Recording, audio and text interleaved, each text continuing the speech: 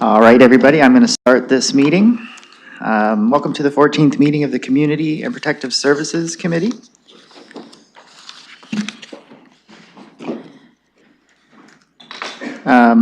Please check the city website for additional meeting detail upon information. And I will read the land acknowledgement here. The City of London is situated on the traditional lands of the Anishinaabeg, Haudenosaunee, Lenapewauk, and Attawandaron. We honor and respect the history, languages, and culture of the diverse Indigenous people who call this territory home. The City of London is currently home to many First Nations, Métis, and Inuit today. As representatives of the people of the City of London, we are grateful to have the opportunity to work and live in this territory. The City of London is committed to making every effort possible to provide alternate formats and communication supports for meetings upon request. To make a request for a specific meeting, please contact cpsc@london.ca or call 519-661-2489, extension 2425. I just want to recognize members of committee that are in chambers. I have Councillor Peter Cuddy, Ward 3, to my right. Councillor Jerry Cribble, Ward 5, to my right. Councillor Sam Trusso, Ward 6, also to my right. And Councillor Hadley McAllister, Ward 1, to my right. Visiting members, I have Councillor Corinne Rahman, Ward 7, also to my right. The mayor is in chambers as well, to my left, Mayor Josh Morgan, and then Councillor Elizabeth Pelosa, Ward 12, to my left. Do I have anybody online? Councillor Susan Stevenson is online. That's it. That's it. Okay. I also want to welcome members of staff in the chambers here with us today. Thank you for being here. And members of the public in the gallery up at top there. So the first I will ask is for any disclosures of interest from members of the committee. I have none. Okay, let's move on to the consent items. We have a few. I do have some consents with some delegation requests. Consent item 2.3, the proposed temporary warming framework, is a delegation request for that, so I will pull that. And I'm looking to committee for any other items to be pulled. Oh, 2.2 for Councillor Pribble. Okay, we can pull that. All right, last call. Any others? Yeah, 2.6. I have a change to that. All right, 2.6 pulled by the mayor. All right, and I will be calling final last call. Any other pull requests? I see none. Okay, looking for a motion to move 2.1, 2.4, 2.5, and 2.7. Moved by Councillor Cuddy. Sorry, just a second. Go ahead, Councillor Trusso. 2.3? Yes, 2.3 is pulled. So moved by Councillor Cuddy, seconded by Councillor McAllister. Okay. We will put those on the floor for any questions, comments from members of committee, and then I will look to visiting members. Councillor McAllister, go ahead, and I will recognize Councillor Schuyler Frank is online as well. Thank you. Through the chair, I'll kick this meeting off. I got a few questions on a few of these items. I know, oh, actually, sorry, no, 2.6 got pulled, so I'll leave those questions. So I do have questions with 2.5, 2.7. I'll start with 2.5, just go numerically. I'm just wondering, I guess this would be Mr. Stanford, but in terms of the pilot project that's being proposed, I'm getting a lot of questions in terms of, what the pet waste and how that system would look. So I was just wondering if you could just give maybe a brief overview to make the public aware. Thank you, Councillor. I'll go to Mr. Stanford. Go ahead. Thank you, and through the chair. The item regarding pet waste is actually to get approval to create a work plan to bring back forward. We've had many sort of questions over the last several months about what would something like this look like, and if it's something that council wishes to consider, we would bring back a work plan under Shaunor Chambers' signature, probably within about a 6-month period, and it would detail how this would be implemented, the benefits, the potential costs, and why this would be a good next step to go forward in the community, but that would be a part of our future report. Thank you, Mr. Stanford. Go ahead, Councillor. Thank you, and I appreciate that. Just for clarification in terms of, we're still in the early stages of this and just exploring our options. It's definitely something I think we should look at. I'm curious to see that report come back just to lay out the details as you described them. So thank you for that. On to 2.7. So a few questions with this. I do think this is an important plan to have in terms of the land disposal process. I think this is an important thing to have on the books, especially with our affordable housing plan. I think these two things pair well together. And I'm just wondering maybe if staff could speak a bit more in terms of the affordable fund that's spoken about in this, in terms of, I recognize, obviously, if we're disposing of land, there's a sale, money goes back into that fund. But I'm just wondering in terms of, what kind of a balance are we looking at with this? And like, what ideally are we aiming for to use that fund for, and how much would we contribute to it on like a regular basis? Thank you, Councillor. I believe Mr. Felberg is ready for this one. Go ahead, please. Thank you, and through you, Mr. Chair. So the Affordable Housing Reserve Fund is actually where we embed all of the roadmap funding that we use. So it's the entire program is incorporated into that reserve fund. So really, this is the land disposal process. If we were to sell a property and recover any costs that we've incurred, the funds that we would recover would go back into that reserve fund to be reused for affordable housing purposes. Thank you, Mr. Felberg. Go ahead, Councillor. Thank you. And then looking at, sorry, I just want to make sure I get the name right. In terms of the affordable housing delivery partnership models that are laid out in the report, these are the options, right? So I'm just wondering in terms of, say, one of these projects came forward, are these the three the staff would review? Would you present all three, or would you ideally choose one and say, based on the review of this property, this is what we're going to recommend to council? Thank you, Councillor. Back to you. Thank you, and through you, Mr. Chair. So yes, so for example, the Sylvan project or Thompson or Baseline, they would have come forward through that city-led and managed project. And what we've learned from that process is that we need to engage with our operator at an early stage as part of the design and embed that into what we're working on. The other two are where we'd go out for RFP, go out and find partners, and then we would work with them to develop the lands. The Wastel project and our recently closed NRFP for the Hyde Park lands would be a good example of those. And then the other example would be where we're actually divesting of the project, and they would take over and they would build based on whatever their proposal was that we worked with them on. Thank you. Go ahead, Councillor.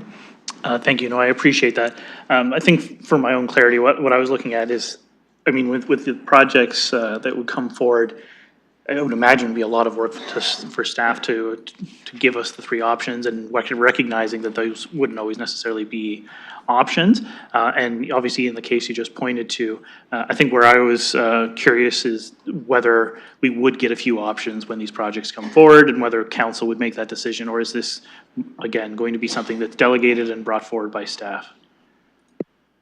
Thank you. Go ahead. Through you, Mr. Chair. So one of the recommendations or one of the resolutions that came out of the governance working group was where the city is going to be constructing its own, constructing a building, we need to come back to council prior to doing that if we are going to be receiving federal government or provincial government money. We currently do not have embedded into that affordable housing reserve fund. We don't have funds available for us to go and construct on our own. So our real focus is the partnership model, to go out, pre-develop those lands, find a partner, and have them construct and operate projects moving forward. I would say between the two options, they're relatively similar with slight nuances. So depending on how the RFP comes back and depending on what the partner is capable of, we'd make that decision at that time. Thank you. Go ahead, Councillor. Thank you, and appreciate that. And with Appendix A, looking at the list of the underutilized city-owned lands, and just recognizing a lot of these lands are, east of Adelaide. There's a bunch in Ward 13 as well. And I understand in terms of the categorization, in terms of underutilized. I've looked at some of these parcels and they're awkwardly positioned, so I can understand that. But I mean, one of the things I just want to acknowledge is that, like, we're developing this for housing, but I don't think we should necessarily just limit ourselves to the underutilized lands. Like, I do think we still have to have a strategy in terms of having parcels of land that maybe the city would purchase, recognizing these are city-owned properties, but I don't think it's fair, again, to have all of our land, or all of our affordable housing projects concentrated. Like, just as an example, you have 1175 to 1183 Hamilton Road. Recognizing the large project we're also doing at Fairmont, I think it's a bit unfair to have an entire corridor entirely dedicated to affordable housing. And I think, looking at partners, obviously, we're not all developing this ourselves, but I don't think, again, that we should have it all concentrated in one area.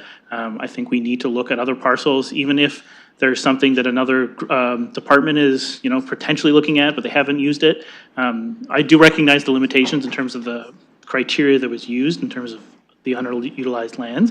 But I do think one of my concerns, and this is something I'll maybe follow up with staff afterwards, but I do think we need to look at other parcels of land that we might have that we could also assign for affordable housing. Thank you. Thank you, Councillor. I got Councillor Pribble next, and I have no one else on the speakers list. So if anybody wants to speak, just put your hand up. I'll put you down. Okay, Councillor Rahman is after Councillor Pribble. Councillor Pribble, please go ahead. Thank you, and through the chair to the staff. Just going back to the Appendix A, when we are discussing the underutilized city-owned lands, but we do look at the entire city. We don't look just certain part of the area. Thank you, Councillor. Go ahead. Thank you, and through you, Mr. Chair. So what's on this appendix here is the underutilized lands that we currently have in our municipal stock right now, that we thought there was an opportunity for us to turn into a development opportunity in the shorter term as opposed to in the longer term. Some of the things that we're also considering, and it's outlined in the report, is some of the lands that we've acquired through capital projects. So any of those surplus lands that could be available would be potentially opportunities in the future. What I'd also say is that the projects that we would we'd be looking to deliver would be, just a moment. We'd be looking to compile as many of the projects around the city as possible and be looking to take on some of those pre-development and development activities as opportunities for us to sell again in the future. There could be opportunities where we have a sale price that would align better with our affordable housing targets, and we're able to recover some of those funds in the future, and then we'd be able to put those lands back into the affordable housing reserve. Additionally, that corporate benefits model where we're looking with all the other departments around the city, that's a really key part of this strategy, where we're working with all of our colleagues across the corporation to identify the opportunities that we have to move forward and identify lands for affordable housing. Thank you. Councillor, go ahead. Thank you for that answer, and I totally agree. The partnership is the key word in these initiatives. So thank you very much for that. And through the chair to Mr. Stanford, I just wanted to clarify the pet waste. In the clause B, it states that you're going to come back with the implementation plan. So I'm considering that it's going to start in the Q2 2026, and maybe I misunderstood, but in your answer, I thought that you're going to come back with the report if it's a potentially yes or no, but I thought we are going ahead with it, and you're going to bring back the implementation plan for the one-year trial. Is that correct? Thank you, Councillor. Mr. Stanford, please go ahead. Thank you, and through the chair, the implementation plan will come back in about 6 months from now, and that the one-year pilot, subject to council approval, would start after that date. So the implementation plan will include all your details, including locations and when the program would start up. Thank you. Go ahead, Councillor. So thank you for that clarification. Now, implementation plan Q2 2026, but it says proposed start date Q2 2026. So I'm just looking at the timing. Is it kind of in the implementation plan? If council approves it, it's kind of almost the next day that we can start? Thank you. Go ahead. Through the chair, the specifics will be in the implementation plan, and it could be very shortly after. So in other words, it would not necessarily be 6 months after. It really will depend on how complicated or not complicated the implementation actually will be. But the goal will be to start something subject to approval as soon as possible in 2026. Thank you. Go ahead, Councillor. Thank you very much. No more questions, Chair. Thank you. Councillor Rahman, you're next. Thank you, and through you. So my first question relates to the green bin report that's in our package. I'm looking off of the report that's on the system, so the pages might be wrong in terms of numbers. But page 2 of the report talks about the Service London data that came out of the contacts for waste management, as well as for the large furniture and bulky item pickup.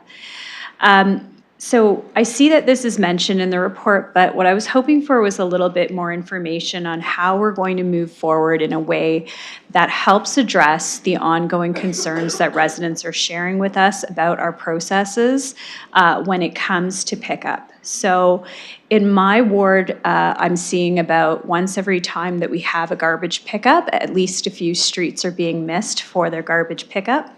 I'm seeing an uptick in the amount of calls for contact where things weren't picked up, recycling, waste, et cetera, that are one-offs as well.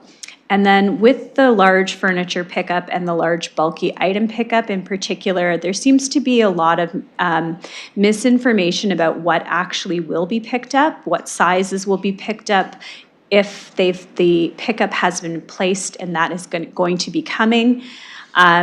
There just seems to be a lot of challenges with this system, and I think that we're seeing that and reflected in the amount of Service London calls. So I'm wondering if there's another report coming back that will be addressing the Service London challenges that we're seeing when it comes to green bin, as well as garbage and large item pickups. Thank you, Councillor. I will go to Mr. Stanford. Thank you, and through the chair.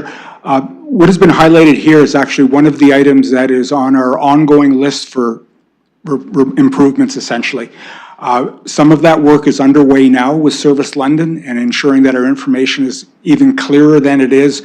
What we're relying on right now are our successes where things have gone without a problem. So that information, we believe, is there now. It's a matter of making sure that it's even clearer. And to do that, basically, we're doing a review of the online information. We are also, though, in our future report, which will be about 2 months from now, highlighting even further need for further attention, which may be a combination of additional information out there for homeowners, the use of additional languages that may be part of the challenge, and as well, basically, if we need to actually have additional crews out at certain times of the year, it's a matter of balancing our curbside service to address the concerns we're hearing. We hear these loud and clear.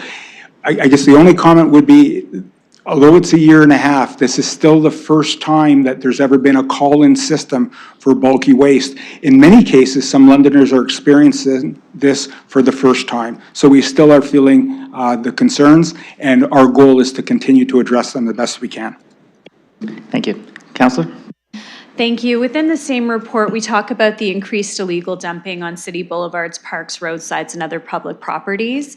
I see that we have a report back coming on illegal dumping in 2026, which I am hopeful for. I know this has been a big concern in my ward, especially in new subdivisions. What we're seeing is in unassumed subdivisions, a lot of dumping when people are missing or not being mindful of when their garbage and that goes out. So I am hopeful that we see some changes, but in the meantime, I think it's really important that as we roll out new streams, as we talk about the implementation of bringing pet waste online, this is another example and opportunity for us to make sure that we get it right. So on top of having an implementation plan, I would like to see a very forthcoming communication strategy as to how we're going to inform the public of this new line, but also just to reestablish some of our patterns, our approaches as we move forward with continuing with green bins. So I just want to be mindful of that in terms of scaling that response and making sure that we have appropriate timelines set out as we move forward with that. Thank you, Councillor. You want me to go to staff? Okay, I'll go to Mr. Stanford for the, I believe it was the communication strategy that the councillor was asking for. Through the chair, that will be part of their upcoming work. We're doing a review of the Waste Diversion Action Plan, which was part of the package where the green bin and biweekly garbage collection was approved. The team under Shauna Chambers' direction is hearing loud and clear. I'm giving my best to share the knowledge that has been passed to me from many councillors, from many community members. Overall, the program has gone off very well. these are the items there that all communities have to face and go through, and it's our future response that'll really be the proof of the pudding. We hear these concerns loud and clear. Thank you. Counselor?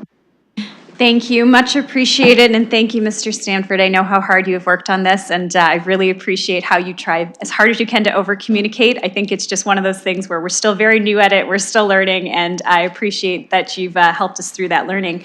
I just wanted to talk about the report on the land disposal process as well, and specific to Appendix A, where it lists the properties and it delineates the property type and the potential forms and units. Just wondering if it's possible through you to staff to just get clarification where it's a single family and up to 4 units, how many units are we actually talking about? Thank you, Counselor Rahman. I will go to Mr. Delberg. Thank you, and through you, Mr. Chair. So one of the things that we rely heavily on when we're establishing the development model that we'll be undertaking is the gap that's been identified in the housing needs assessment. So that was something that we were required to do under the Housing Accelerator Fund, and it identified targets or populations and types of units that we'd be looking for around the city. So when it comes to 4 units, we're talking about 4 units. It's not specific to bedrooms, it's specific to the number of units that are allowed on a particular property. So this would allow us to support those potentially, it could be a 1-bedroom, could be 2-bedroom. It will depend on the development and it depend on the partner that we end up securing that project with. Thank you. Counselor, go ahead. Thank you. So just to follow that up, so how many bedrooms could ultimately be put on one of these lots? Thank you. I'll go back to staff.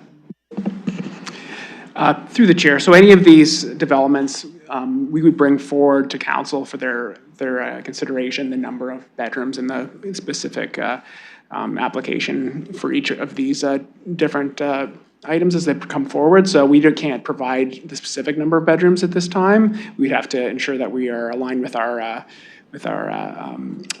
zoning bylaw and also any rental, the components of our rental bylaw as well. So it depends on whether they're in the near campus neighborhood or not. So, but we would bring this forward to council to make those decisions prior to proceeding. Thank you, Mr. Mathers. Go ahead, Counselor. Thank you. I appreciate that. I think it would be helpful from a language perspective when we talk about potential forms and units in this sense, just to be able to give a little bit more of a qualification so that residents understand how many units that could be at its maximum. Sorry, how many units, how many bedrooms at its maximum, as well as what that intensification could look like on their street, whether that's in an affordable form or in a residential form. I think there's a lot of confusion for the public right now when it comes to that. I think anywhere that we can clear that up would be helpful. Thank you. I have Counselor Pelosa next. Please go ahead. Thank you, Mr. Chair. A few questions through you to staff on the green bin and biweekly garbage collection program and next steps.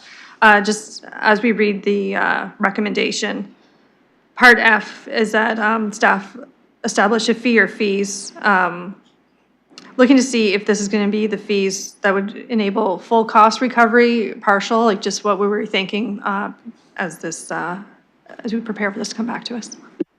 Thank you, Counselor. I'll go to Mr. Stanford. Thank you, and through the chair. That particular item deals with the homes that we've had to actually keep at weekly garbage pickup. So they're getting an enhanced service, and part of the rationale there is that it has just proven extremely challenging to implement the green bin program. As a result, with this higher level of service, staff will bring back to committee and council the price of this additional service that is being provided, but also different cost recovery options. That will allow committee and council to determine what is the next best approach to deal with these particular locations, and a little more on why these particular locations have some unique challenges, often with space and the inability to implement the green bin program. So all that will be part of the upcoming report, and in that there will be a range of fee recovery options. Thank you. Counselor? Thank you. And I do have a series of questions. Part E, is that we implement a pilot project at churches providing food services and nonprofit organizations providing food services for the residential collection. Looking for clarification through you to staff if this is pertaining to the biweekly garbage, looking for just the green bins, weekly garbage, if they'd still have bag limits imposed for garbage, realizing there's some exceptions that some of them are exempt. So just looking for clarification if we're just talking about green bins and what would have the garbage exemption limits. Thank you. Mr. Stanford. Through the chair, this particular proposal deals with the food waste component. It has been brought to our attention and directed by council to look at those locations that are really in the food service business to the community. And what has occurred is that it's been brought to our attention that many of a certain portion of the waste that's being placed out now is organic, and the target is delivering food to the community. So we believe that the 20 locations that have, represent the possibility of the mix would be provided in this case with a cart-based service, subject to a quick review on site to make sure that it makes sense for them. And it would be locations that are on an existing collection route. So if that's the case, dropping into these locations to pick up the food component would essentially be the service. It would not mean that there needs to be any change to the garbage collection parameters, because if anything here, they would have additional capacity for garbage to put out. So we believe this blend of a system would work well together and can be accommodated when we're talking about only about 20 stops per week. Thank you. Go ahead, Councillor. Thank you. So for clarity about green bins, you keep saying, sorry, and Jay, I can't even see this little podium. Sorry, to IT, can you put the podium down just until we're done this? I like to see Jay. So realizing people also just put food and garbage. This one specifically is looking at the green bin offerings to these people. Okay, thank you. Part A for the pet waste, when we deal with our contracts, usually for food waste in your kitchen, it needs to be in the paper bags, compostable bags. Would this be assuming that people would use compostable bags for their dog waste? And if so, how are we gonna enhance that, like enforce that, if that is the case? Thank you, Councillor. Mr. Stanford. Through the chairs, what we've learned from other municipalities is they have pushed very heavily the same idea. Certified compostable bags are now available in many locations for pet waste. A big part of the pilot project will be making sure that the areas that are selected, that there will be reasonable access to those types of bags. So that will be part of the pilot project. Dealing with our contractor Convertus, they are capable of handling a certain amount of just regular plastic bags. So that was a very important part about the initial conversations being held here, is that to move forward, there would be definitely information about certified compostable, because we don't want the good habits that Londoners have created on the food side to now fall apart because they can use regular plastic bags for pet waste. So this is all part of why we do a pilot project, to make sure that we get some of the kinks worked out before anything is considered citywide. Thank you, Mr. Stanford. And I'll just say the committee is recognizing Councillor Anna Hopkins has joined us in chambers. I'll go back to Councillor Pelosi. Please go ahead. Thank you, Mr. Chair, and thank you for that. I realize that I am proud of the green bin program that we've rolled out, and always hoping for more uptick. I know Londoners have been asking for pet waste, just making sure that they understand they need different kinds of bags. Realizing I'm sure we are all out for walks and see the plastic bags in trees and everywhere else, so questioning some people's enticement to make a change in behavior. My last question has to do, following up on Councillor Rahman's questions around illegal dumping on city boulevards and parks. Just for committee's information, having an issue in South London, people either dumping it from one neighbor's lot to the other, or just literally trucks rolling up, emptying a whole bed of a truck and driving off. My concerns are around enforcement. Would love to see more enforcement. My question to staff was also, if there's problem areas, is it possible to get illegal dumping signs up? We have them in South London as you hit some of the rural roads heading out to W12A, just reminding you that you're not allowed to dump, and if we catch you, there's a nice fine to go with it. Looking to see if some of that's available for our residential areas as well. Thank you, Councillor. I will go to Mr. Stanford. Thank you, through the chair. That is one of the solutions that we have right now and can be put in place. We typically use signs more in the sort of the rural area, but we have no problem installing them, particularly if they help, into more of the urban environment. This is something we work very closely with our roads and transportation team.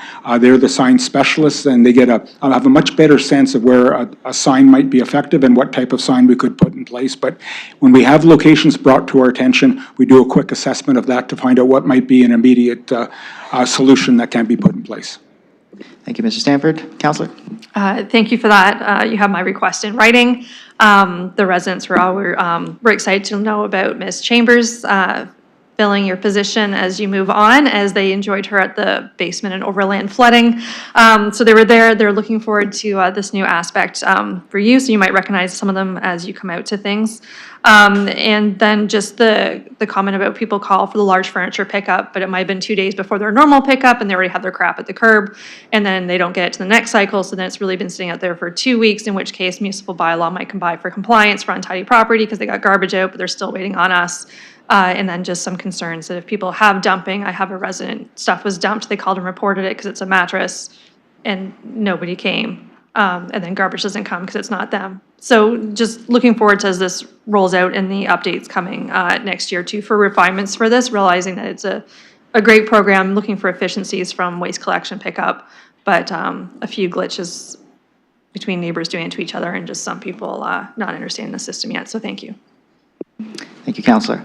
All right, looking for anybody, members or visiting members for any comments? Okay, I have none. I'm just going to make 2 comments myself. I do appreciate the bike parking implementation plan that that we see on this report. It's going to be adding extra secure bike locker capacity to the downtown, which I'm obviously appreciative of. That's for temporary, which has no cost to the end user. That's a big deal. And a fair market amount for monthly secure bike parking. So I just want to make that comment. And my second comment, we have a special day for a longtime member of staff here, and that's Jay Stanford. He is the Director of Climate Change and Environment and Waste Management. This is going to be his last meeting today. So I would like everybody to give Jay a big round of applause. He has done a lot of good work on the green bin implementation. He's done a lot of good work for a lot of things for the city. I can't name them all. I know you have a 30-year plus sheet of items that you brought forward, but let's just give him a big round of applause.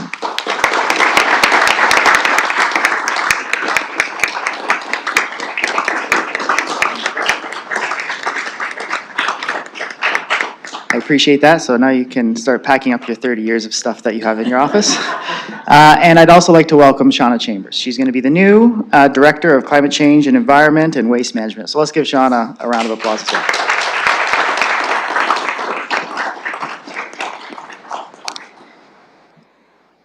Okay, thank you.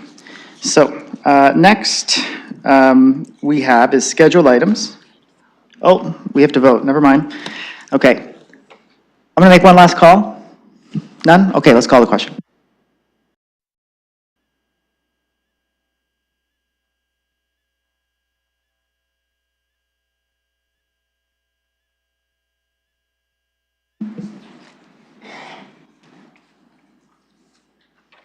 Closing the vote, the motion carries 6-0.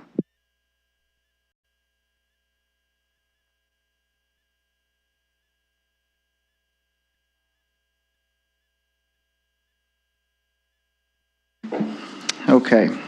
So the next is scheduled items. We have 1 or 2 on scheduled items. The first is 3.1, and it's an item not to be heard before 1 p.m. It's a presentation for the Health and Homelessness Whole of Community System Response Research and Evaluation Report.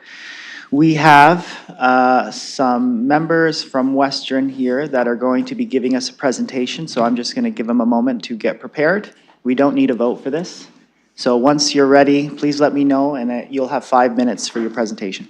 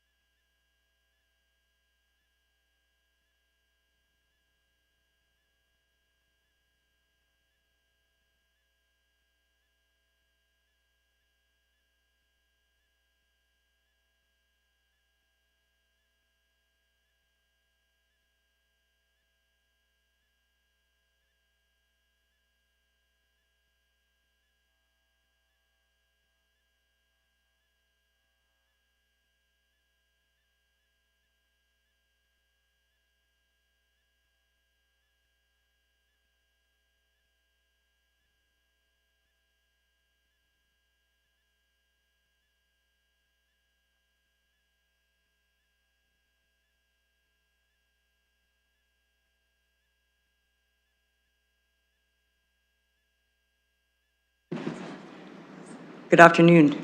Through the chair. Just a second. All right, let me just finish up here. Okay, I'm ready. So please state your name, where you're from, and then I will let you know when you have your 5 minutes. I'm Dr. Nadine Wathen. I'm academic co-director of the Center for Research on Health Equity and Social Inclusion, or CRESI, at Western University, where I'm also a professor and Canada Research Chair. Thank you. Okay, you have 5 minutes. Go ahead. Okay, thank you for the opportunity to share highlights from the research and evaluation report for the whole of community system response.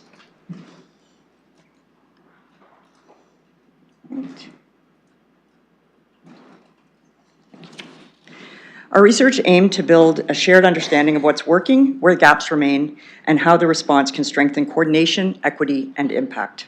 We looked at 4 areas: outcomes and experiences of people using supports, the well-being of the workforce, system outcomes and costs of care, and the processes of the whole of community system response itself.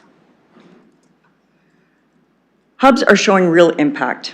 Since the Community Youth Hub and Wigwamanon Lodge have opened, over 100 people have been supported, with more than 40 already transitioning to housing.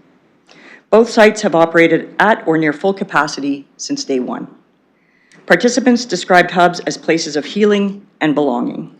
Our report notes that hubs are a proven part of the system, particularly for people facing additional forms of marginalization. And in the case of the current hubs, this meant for folks based on their age and their Indigenous identity. To expand their reach, stable operational funding is essential. Highly supportive housing is delivering stability and better health. Over 90 units are open, with more than 300 in development. At the House of Hope, operated by London Cares, 83% of residents have remained housed, with sharp reductions in emergency room visits, hospital stays, days in custody, and police interactions. At Indwell's Thompson Road site, again, 83% of tenants remain housed, and emergency visits among the highest users have dropped by 36%. Residents describe the relief of finally having stability. Take Jim, for example. He lived outside for more than a decade, struggling with substance use and unmanaged mental illness.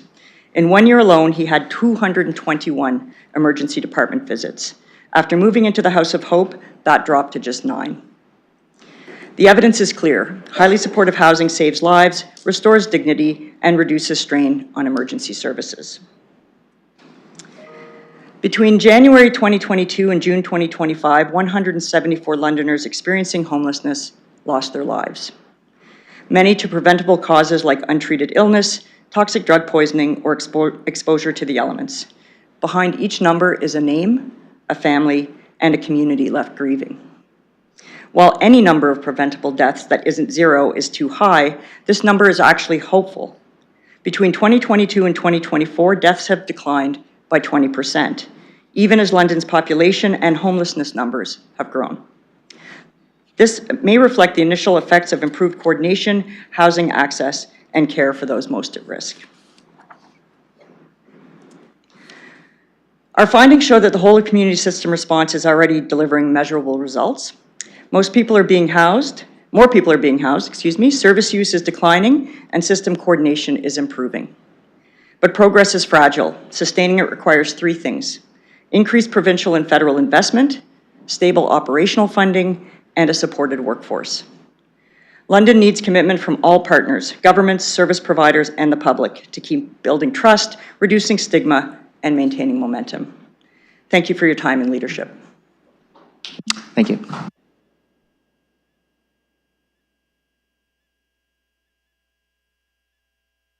All right, I'm looking to committee for a motion on the floor for the report recommendation. Councillor Cuddy moved, seconded. Councillor McAllister. Okay, looking for a speakers list.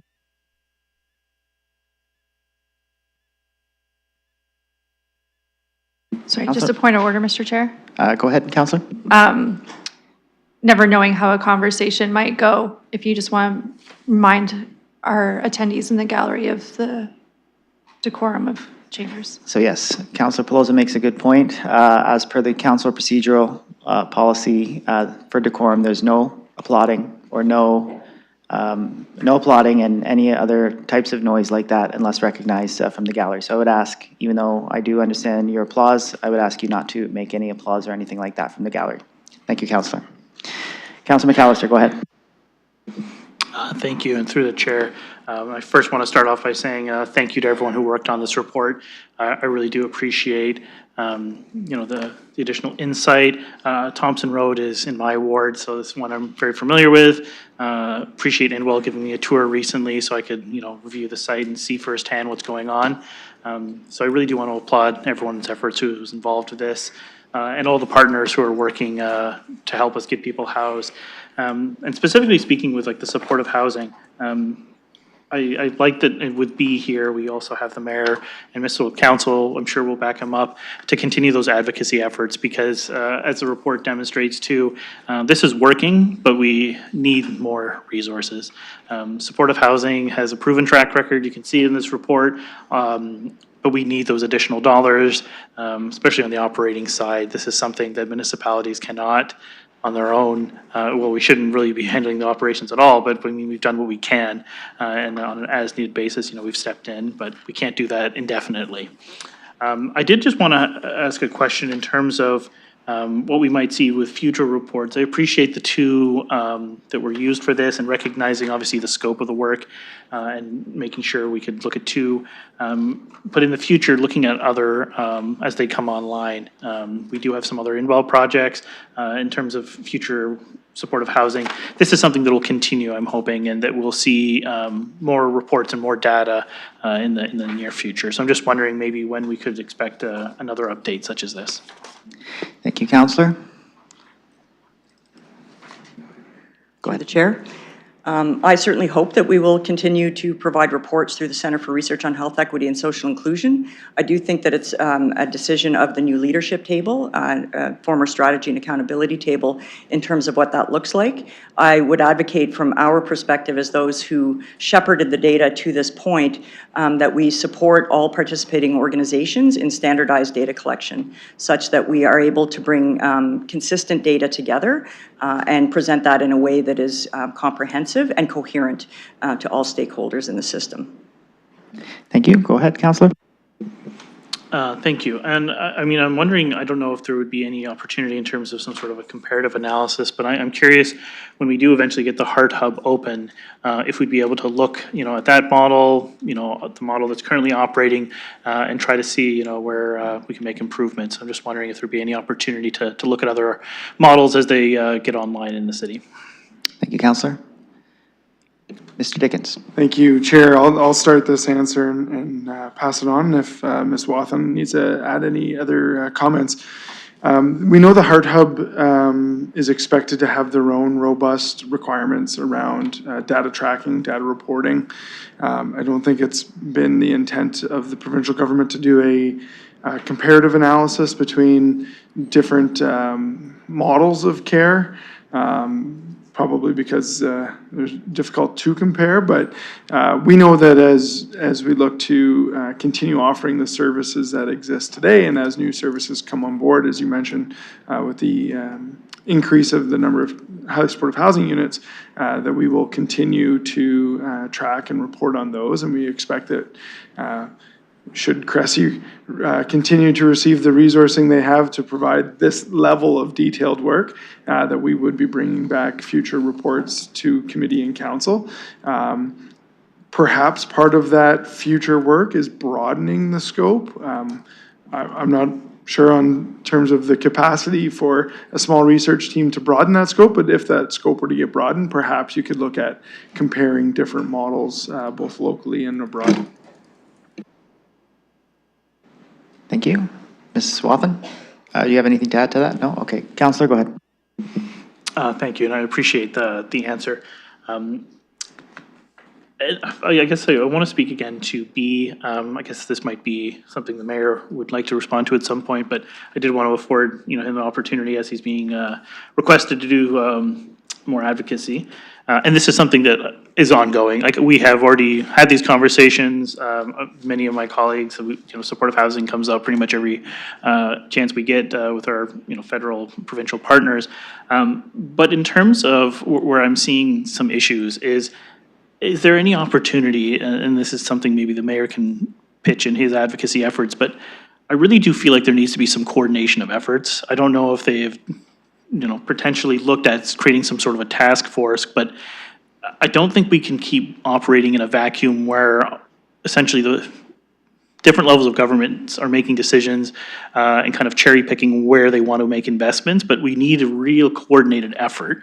And we've seen, the benefits in terms of a model such as this, what can be accomplished, but I really do think that there needs to be some coordination in terms of where we're seeing success and where we need those investments to be made, and not levels of government making independent decisions that we hope might get funding and pitching it after the fact. I really think we got to, take these ideas, run with them, but we really do need their buy-in as well. And I think being able to come to them with a report such as this and show the success is really important for those advocacy efforts. So I just want to give the mayor maybe a chance to speak more in terms of the conversations that have been had and maybe what we can expect in the future.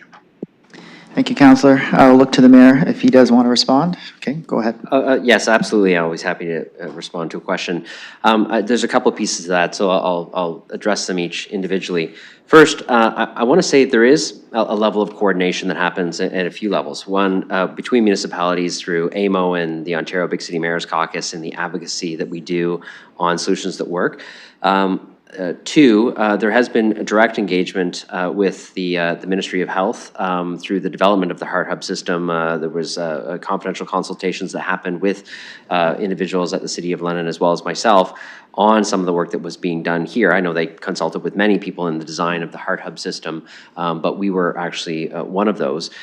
And on that piece, a part of the structure that the province went with was having proposals pitched from many parts of the community. There were almost 90 that came in, and they ended up funding 27 of them. But there are relatively, there are small differences between the approaches that different municipalities and organizations have taken with the Heart Hubs. And the purpose of that is that the province expects us to do measurement and data gathering on them and report back on the types of things that are working, because there is a willingness for them to invest more in the things that are producing results. And of course, they don't want to invest in pieces that maybe aren't producing the results that they're looking for, that we're all looking for. So not only is it important for the work that we do both within the Heart Hub system and outside of it to be communicated clearly with the province, but the data and measurement framework that was presented today and the results of that is actually one of the most important advocacy pieces that we have, and this document is important. I would turn your attention to page 39, I think it is. 39 is, I think, a really good advocacy piece. This is the page that shows that the amount of hospital in emergency and inpatient care that is provided to the homeless population versus the general population, and how much resources are being devoted to serving a population that could be served in a different way, like the model that we show. When you look at it, 7.8 visits per person for the homeless population versus 2.3, and 13% of those people are there for non-urgent items, whereas only 3% go. But when you look at how many people are readmitted, returned to the ED within a week, it's 49% of the homeless population versus 14% of the rest of the population. And then the same thing on inpatient stays. This is an incredibly costly way to provide care for people, and the models that are being deployed within the hub system and highly supportive housing are a much more cost-efficient way. And you can see when we talk about the targeted approach that the health and homelessness framework that the City of London has is trying to accomplish, that helping the highest needs individuals. When you look at the paragraph that follows the graphic there, a small number of people experiencing homelessness drive a large proportion of the system. Just 10 people accounted for 3,295 visits to LHSC ED between April 2021 and April 2025. If you could help those 10 people, you can take a tremendous pressure off of the system. And then, of course, there's similar stats for inpatient stays as well. So, to me, this report is actually a critical component of the advocacy work that we're doing and will continue to do. So I welcome the Part B in this motion, because I think it's an ongoing advocacy. As the Heart Hub system is deployed, we'll be giving advocacy with that, but we also need to continue to show the things that municipalities are doing that are working well, that can be integrated into provincial programs and systems and funded by the proper level of government, even if they're temporarily funded by, say, the generosity of residents in the City of London who've donated to the Fund for Change or other ways. The ultimate goal here is that the province needs to be behind the permanent funding of the healthcare supports that are constructed within these systems. And so I think that these documents and this research makes a very strong case on how that is not only the morally right thing to do, but also the fiscally responsible thing to do when you think about the costs within the healthcare system as well. So I hope that helps address the councillor's question. Thank you, Mayor. Go ahead, Councillor. Thank you, and I'll just kind of wrap up with some final thoughts. And again, just speaking from my recent experience with Thompson Road, and I mean, I think the mayor articulated this, but the healthcare component is integral to this. And I had an opportunity to speak to the nurses on site, and for lack of a better term, I'll just call it the stabilization services that are being able to be provided in-house are critically important in terms of keeping people housed. And so I really see there's so much value in this, not only just from the healthcare perspective in terms of, the cost savings you're seeing on the healthcare system itself, but being able to provide the healthcare on these sites is really leading to the outcomes we wanted to see, and that's keeping people housed. So I mean, I think whenever I look at these things, like again, just hammers home that like healthcare and housing are interconnected, and these are vitally important areas where we need the other levels of government to buy in, and we've seen that success, and I think we need to continue on the path we've started here, because I really do think we've seen the benefits. We just need more of them. Thank you. Thank you, Councillor. All right, looking to members of committee or visiting members for any comments, questions. Oh, Councillor Stevenson, sorry. Councillor, if you're ready, please go ahead.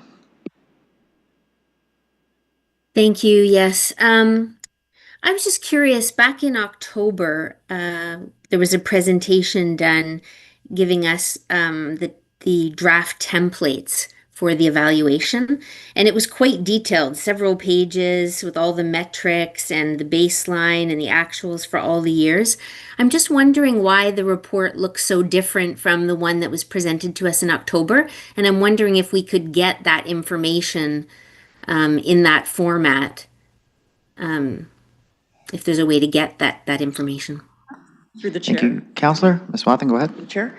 Councillor, that is Appendix B in the report. So we have provided the template that was approved by Council as Appendix B, and obviously filled in the template to the best of our ability. Thank you. Go ahead, Councillor. Okay, thank you. I'll take another look at that. I wondered if there was consideration of the crime statistics in the area surrounding the hubs and the highly supportive housing, calls to foot patrol, EMS and police calls, that type of thing. No, Councillor, we don't have that data, that's through the chair, we don't have that data available. We did have data available on reduction in police contacts for those residing at House of Hope, as well as reductions in detentions at EMDC. Those were the two criminal justice points of data that were available to us. Thank you. Go ahead, Councillor. Okay, thank you. And I was wondering, in terms of the highly supportive housing, what community engagement was done to determine the impacts in the surrounding community? Thank you. I will go to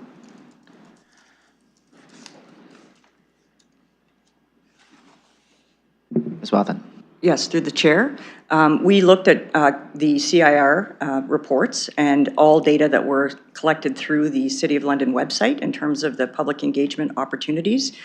Certainly, we spoke with businesses. We did a survey of businesses and spoke also with representatives of the business and table for the whole of community system response. So to the extent we were able, we gathered that sort of input through those available data. We did not do new data collection or door-to-door or anything like that in terms of specific to around sites that have been open since the start of the whole community system response.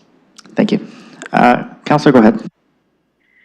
Thank you. I do believe, though, that if I read this correctly in the report, that the input came from the Downtown London BIA.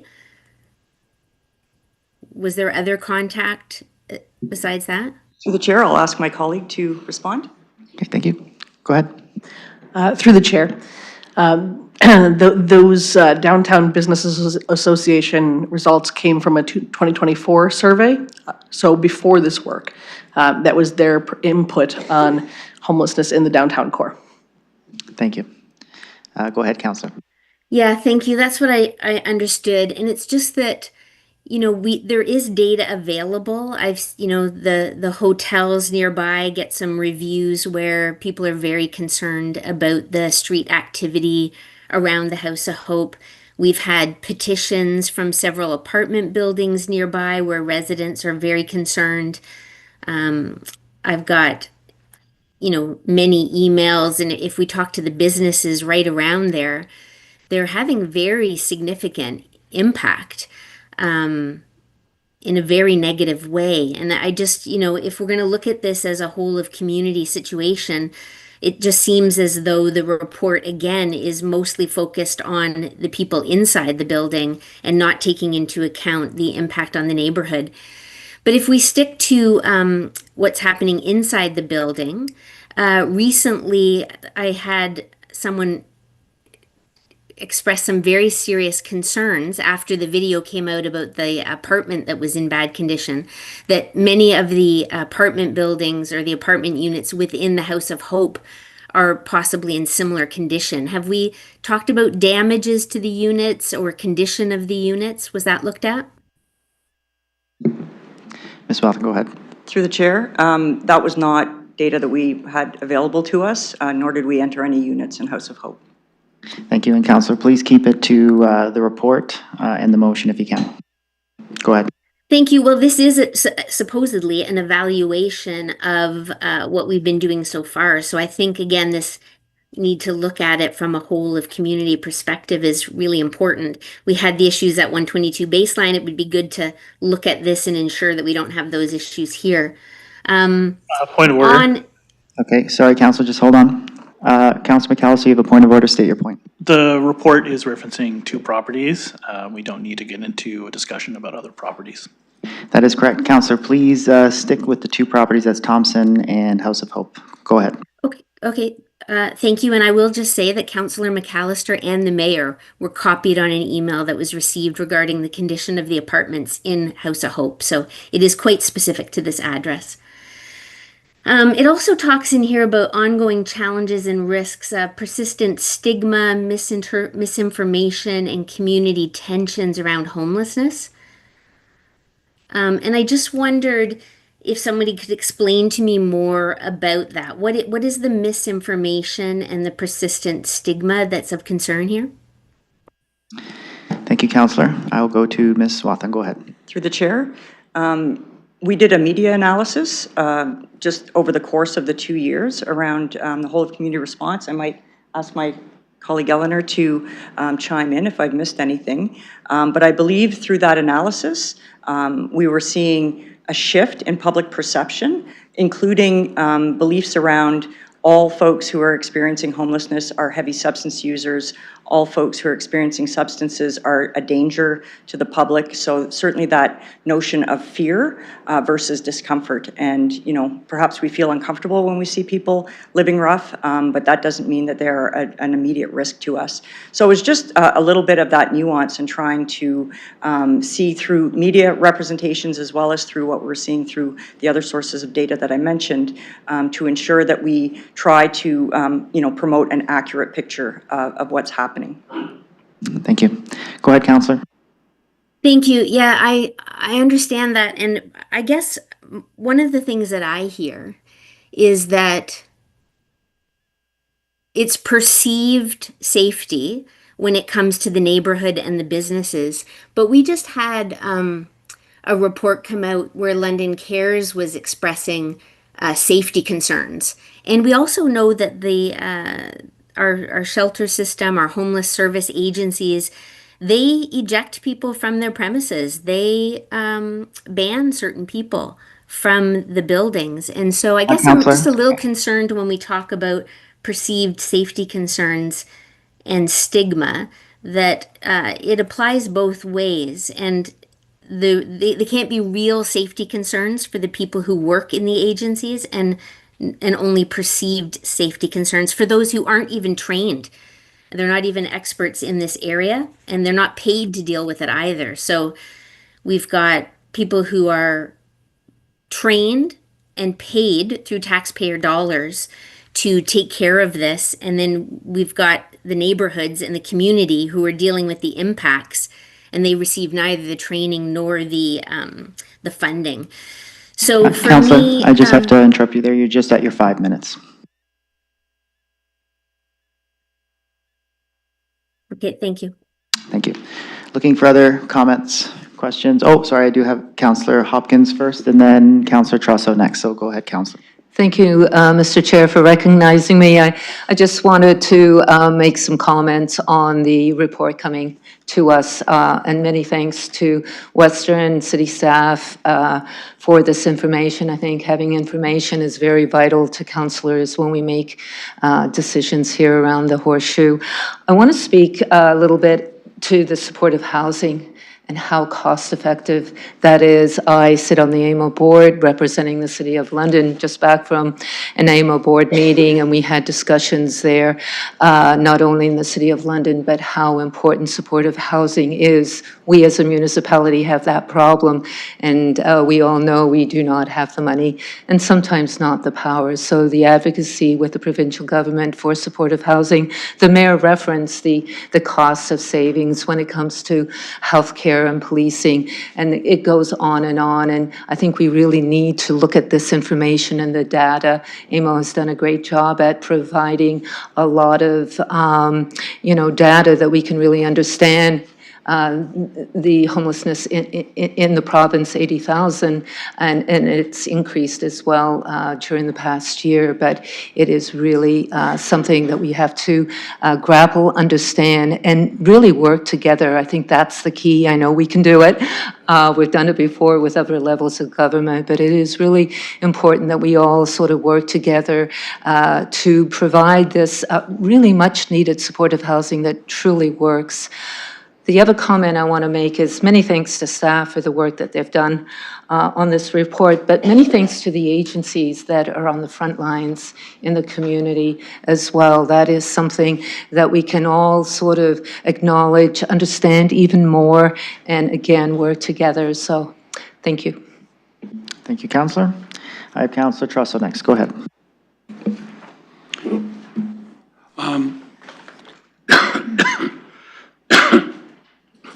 Through the chair, I'm going to keep this very brief. This is just a wonderful example of good quality research that comes to us from people in the community who have local expertise, who have not been brought from outside the country under a contract. And to me, this report does not answer all the questions. A good initial research report could not answer all the questions, and if it purported to do so, it would be overstepping. What this report does is it tells us about their initial inquiry, what they found, which is very compelling. I mean, you could look at a table of numbers, but remember, those numbers, every one of those numbers is a human being. So when you see those numbers in terms of bad effects going down significantly in some cases, really points to the fact that although more research is needed and more studies need to be sort of collaborated with studies that other researchers are doing, this is an outstanding first step. And it really makes me as a counselor who's been sitting through this saga now, we're now in the third year of our term, it really makes me feel that like our patience is paying off. And some of the things that we undertook to do at the beginning of our council term, yes, we had to cut some of them back, and there have been all sorts of issues that have come up. But for the most part, and I think this is the important conclusion, what we're doing works in terms of having an appreciable impact on people's lives. Not just cost, yes, cost. Not just reduced visits to the emergency room, very important, but in terms of the quality of life. And I think that this research has been grounded in a solid methodology such that it is going to be possible, using the foundational work that you've done here, to scale up this research, to take into account more activities. We're also going to see in the coming year other individual research reports coming out from individual researchers, and it's going to be important to put these together and collate these and see that there is a pattern. There's a pattern that's emerging. One thing I do want to point out, though, which I want to underline, I could underline everything in this report, but I want to underline 8.3, which is workforce well-being. It's the frontline service workers who are the foundation of what we're doing here. And we have to be more concerned about their welfare.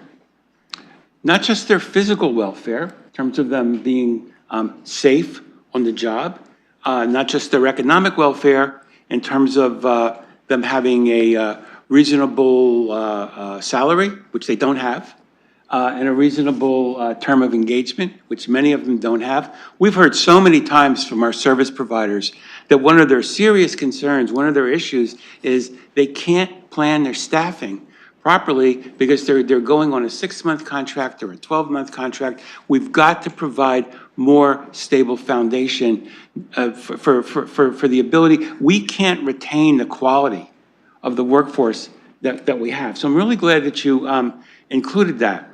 But I also think in addition to physical well-being, there's mental well-being. And yes, I think there is a lot of stigma. I've heard some horrible things said about the service workers. About they're just in it to make money, and it's the poverty industry is churning people. I've just heard horrible things, and I think it really has to have an effect on the day-to-day mindset of the service workers. So if nothing else, I think this report really can be a corrective. I don't want to say midterm because we're not midterm, but this report is a corrective to some of the misinformation and stigma. Am I done?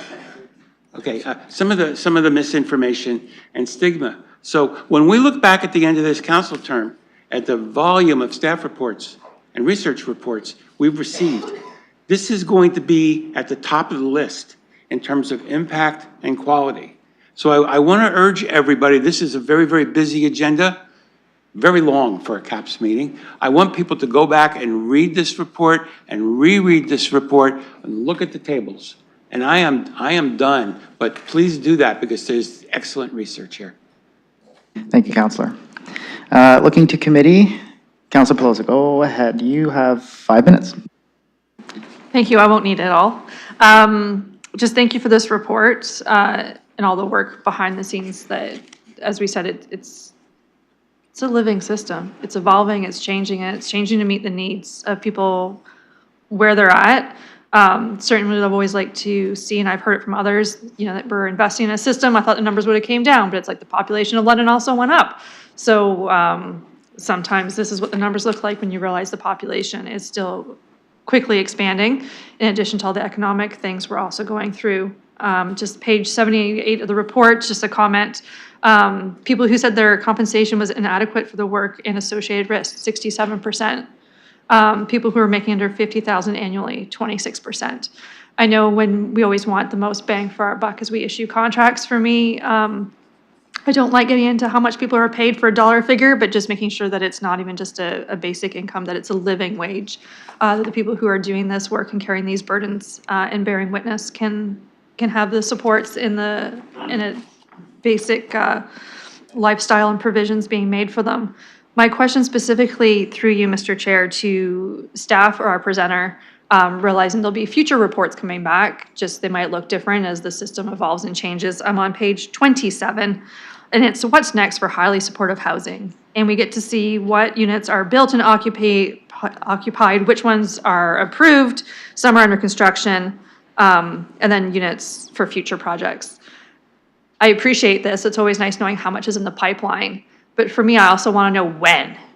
When are those units coming online? Or we have developers too that get approval on things and they sit on them and their shovel never hits the ground. So just as we're trying to see the need in town and managing it with when hopefully doors are opening to take some people in. So just looking to see, I didn't see it in an appendix, I did flip through, of just, if it's not in this report, can it be in a future report, just so we know when those units are coming online? Thank you, Councillor. I'll go to Mr. Dickens. Thank you, Chair, and through you. I know those figures represent a number of highly supportive housing projects, and not just one or two. And I see Mr.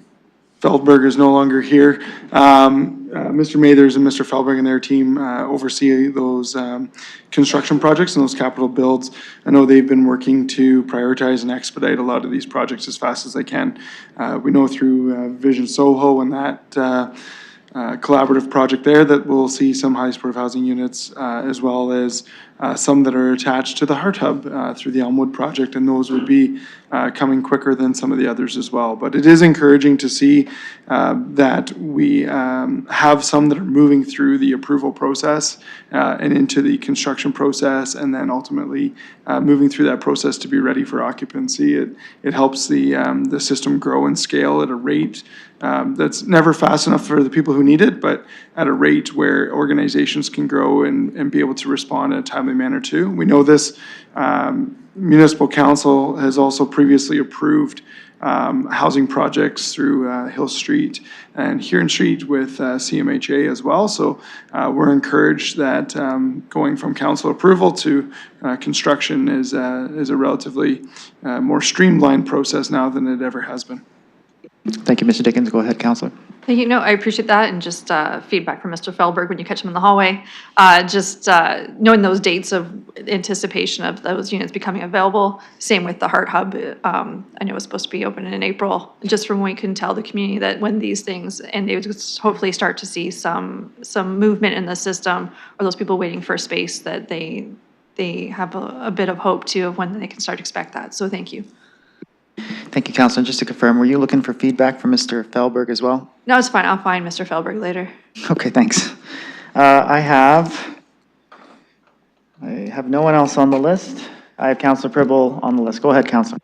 Thank you. Thank you very much for this report with so many positive indicators. And also thank you for taking the time and previously and to kind of be available for us to answer any questions and give us more details.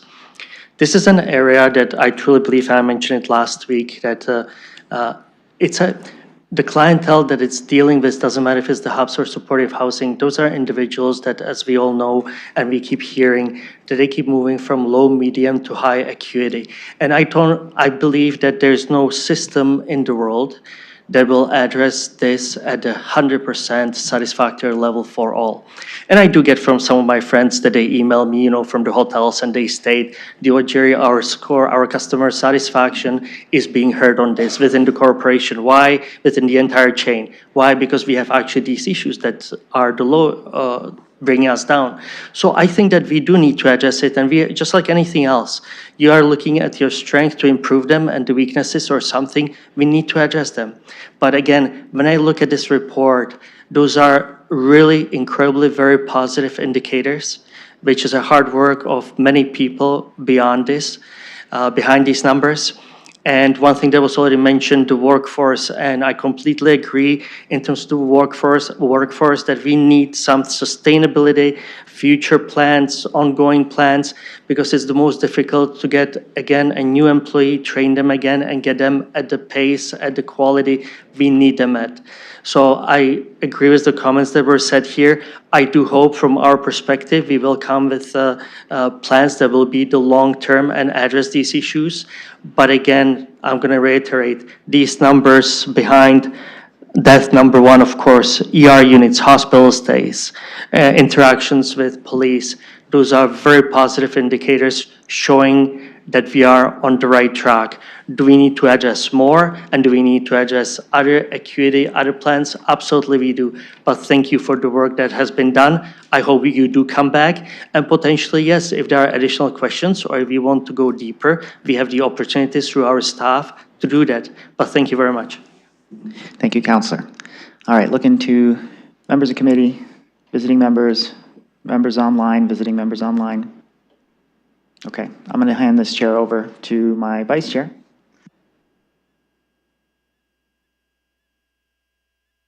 Okay, recognizing I have the chair, go ahead, Councillor Ferrer.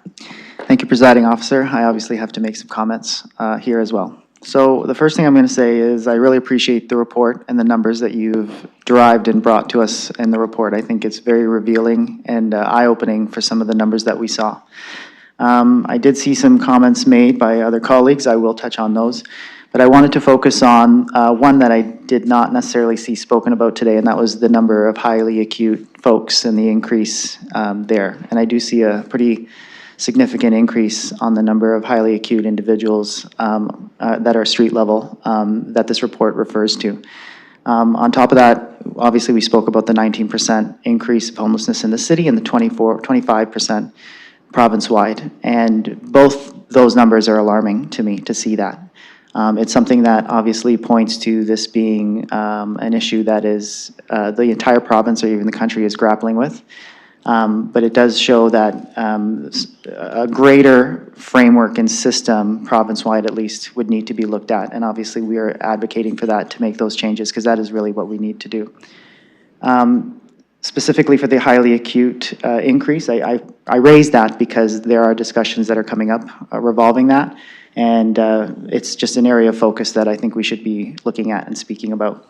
With the hubs and the supportive housing. So our supportive housing model is really as deep as we can go at the municipal level when it comes to actually solving a solution or bringing some real solutions here.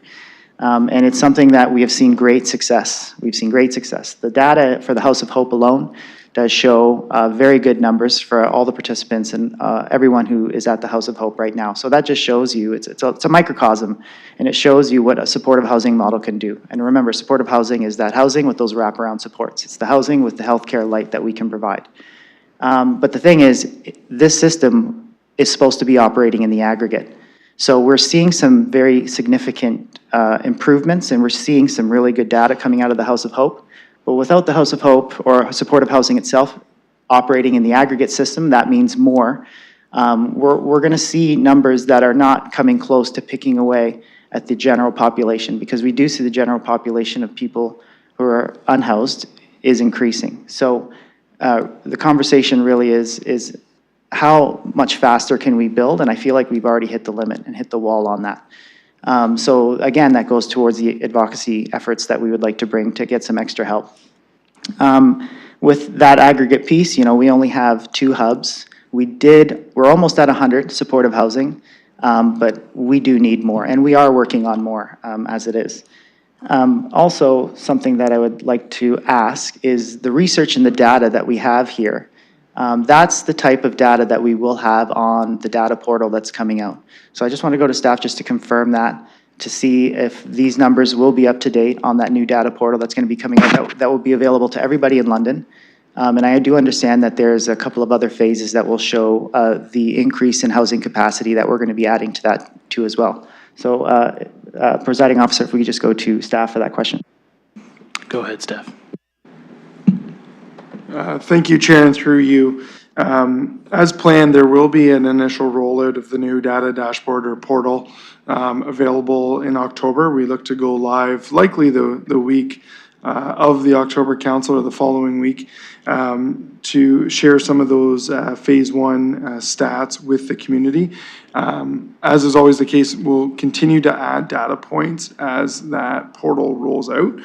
Right now, we're focusing on City of London data first. We want to make sure that we can publish for the community the stats and data related to housing and homelessness locally and make that available. As things evolve and new iterations of that portal expand and grow, then we can look to include other data sets as well.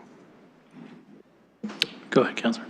Thank you, Presiding Officer. Thank you for that answer. I also want to touch on a comment that I thought was very important that was made. It was by Councillor Trusso, and that was the comment that these numbers that we're speaking about are human beings, and they are exactly that. Sometimes it's hard to capture that when we're looking at data, numbers, and tables, but when you go on the ground, you go on street level, and you actually speak to people, you will hear full stories, full lifetime stories of individuals, and if you were to actually get the information case by case, some of the narratives that I see out in the city would definitely be different, because you will notice that it's not only an individual that is at fault that comes to this. It is a system-wide community situation. I do see that our capacity and just the structure we have of our society has gaping holes, and they are opening more and more and more, especially when it comes to affordability, especially in our day and age. So I really hope and would ask, when people are looking at numbers, try to think about the individual, because that is exactly what we're talking about again and again. My last point that I want to touch on would be the workforce strain, and I know that this was brought up already, but I do got to bring it up because I have 30 seconds, okay, because we do have a very good workforce that's on the ground who are very compassionate, they care, and they are trying their best to make any significant changes or any significant improvements that we have. They're also very strained in time, very strained in stress, and in wages. And when we talk about some of the issues with supportive housing, for example, for me, that comes down to a resourcing issue. We will get the results. Councilor, you're at time. Okay, for as much as we resource, but I'll keep it there, and we can talk about it after. Presiding officer, I do have the mayor on the list next, so if you hand it back over, I'm going to go to the mayor. Okay, I will hand the chair back to you, and Mayor Morgan is next on the list. I'll just say it's good to have the middle microphone because no one can turn it off on you, even if you go over time. So I just wanted to add, because I think colleagues have made really good points and really great questions about the report. The context I wanted to add for colleagues is on the advocacy piece.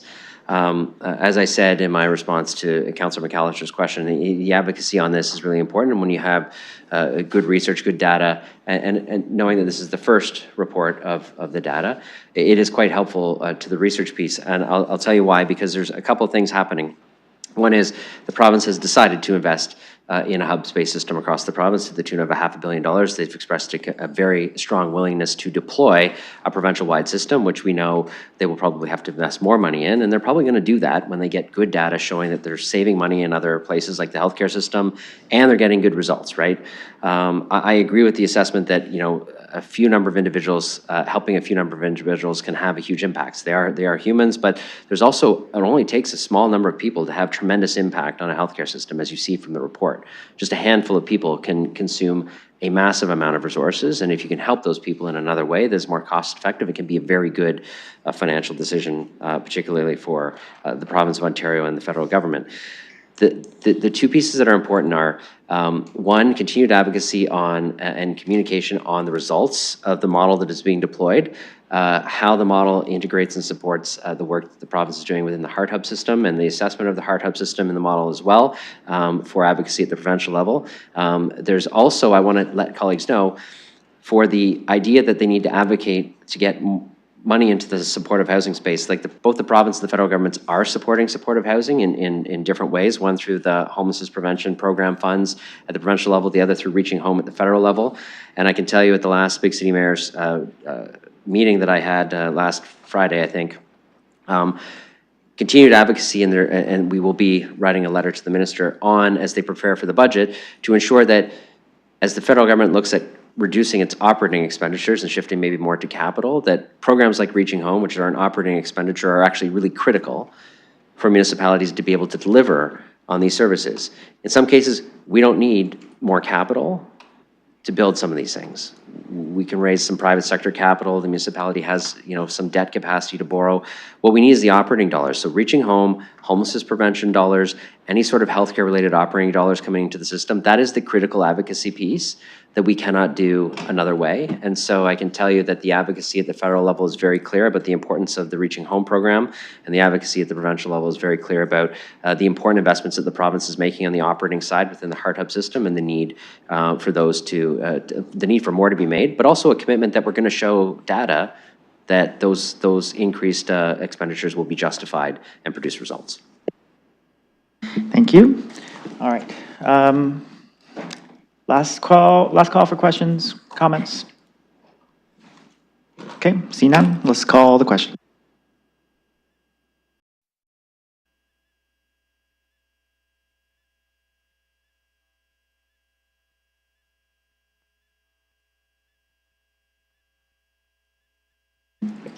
Councillor Pribble? Voting yes.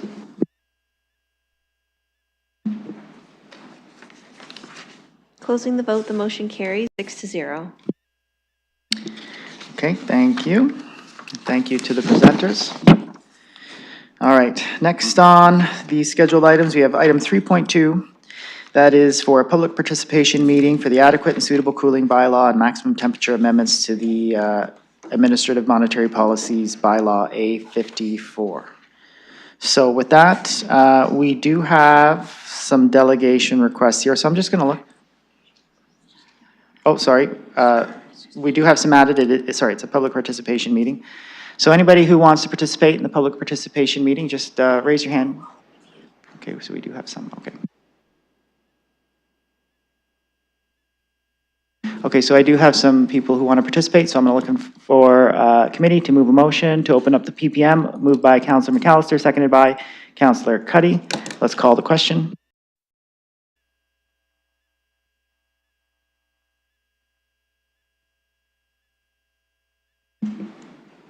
Closing the vote, the motion carries 6-0. Okay, the public participation meeting is now open. So I would ask for Mr. Smith, please make your way to the microphone.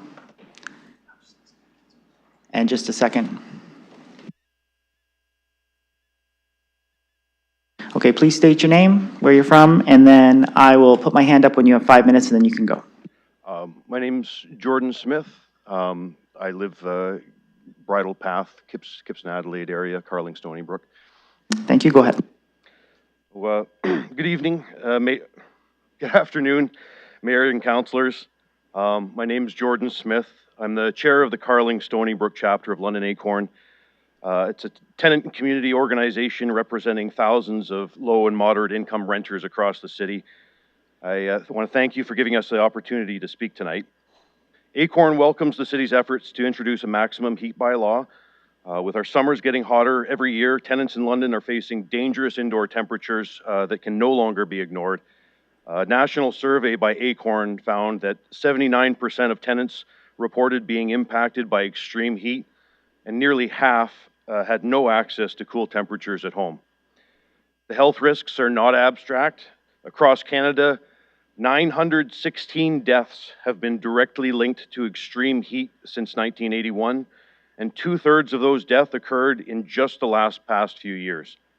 We know that people most at risk are seniors, people with health conditions, and those in low-income housing that traps the heat.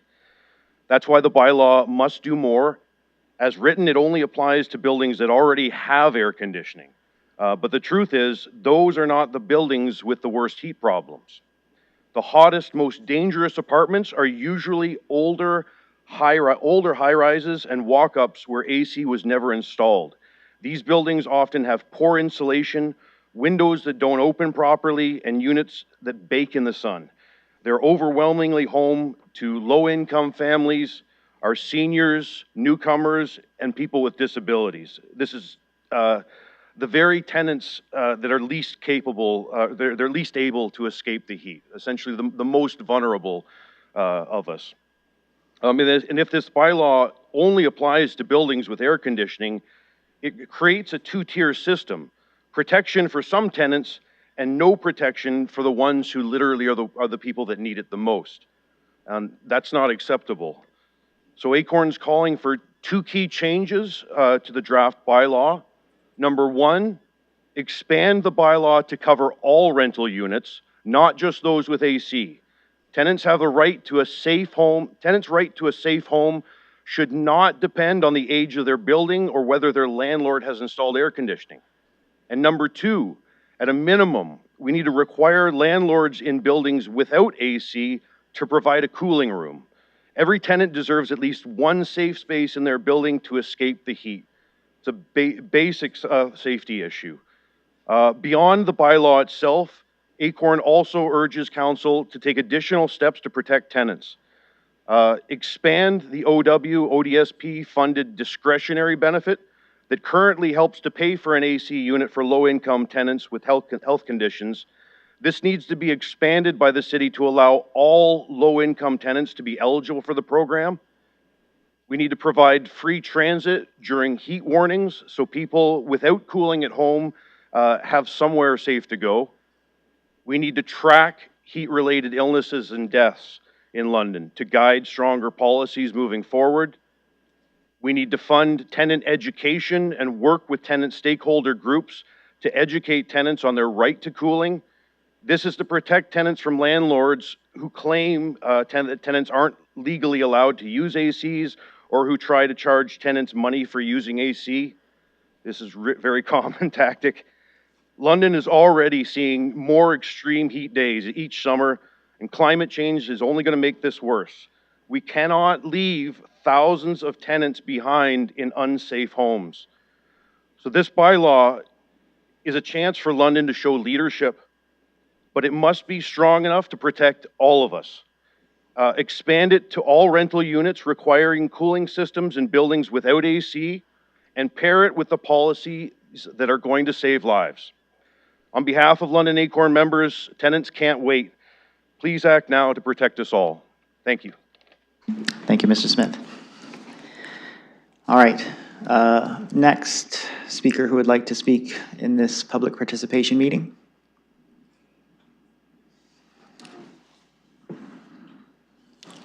Okay, please state your name. Alicia Caskey. Thank you, and go ahead. You have 5 minutes. All right, I've never done this before, so bear with me. I was just told to speak about myself. I am disabled. I've had 4 open heart surgeries, and heat is my enemy. I'm waiting for a new heart, and I work with Acorn, and I agree with everything Jordan just said. So I don't need 5 minutes. I just wanted to put a face to some of the people that we're helping. That's all. So thank you. Thank you.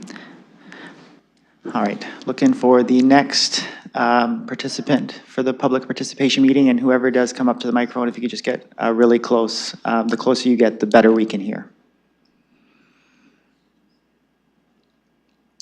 All right, thank you. Please state your name. My name is Spencer Hyam. Okay, thank you, Spencer. Go ahead, you got 5 minutes. Just a quick question. Does this have to pertain to the topic at hand? We don't usually answer questions from the PPM, but I will say you do have to stick with the topic. Okay, sorry about that. Thank you for your time. Thank you. Okay, looking for any other speakers? Okay, last call. Anybody online? No? Okay, looking for a motion to close the public participation meeting, moved by Councillor Cuddy, seconded by Councillor Pribble. Let's call that vote.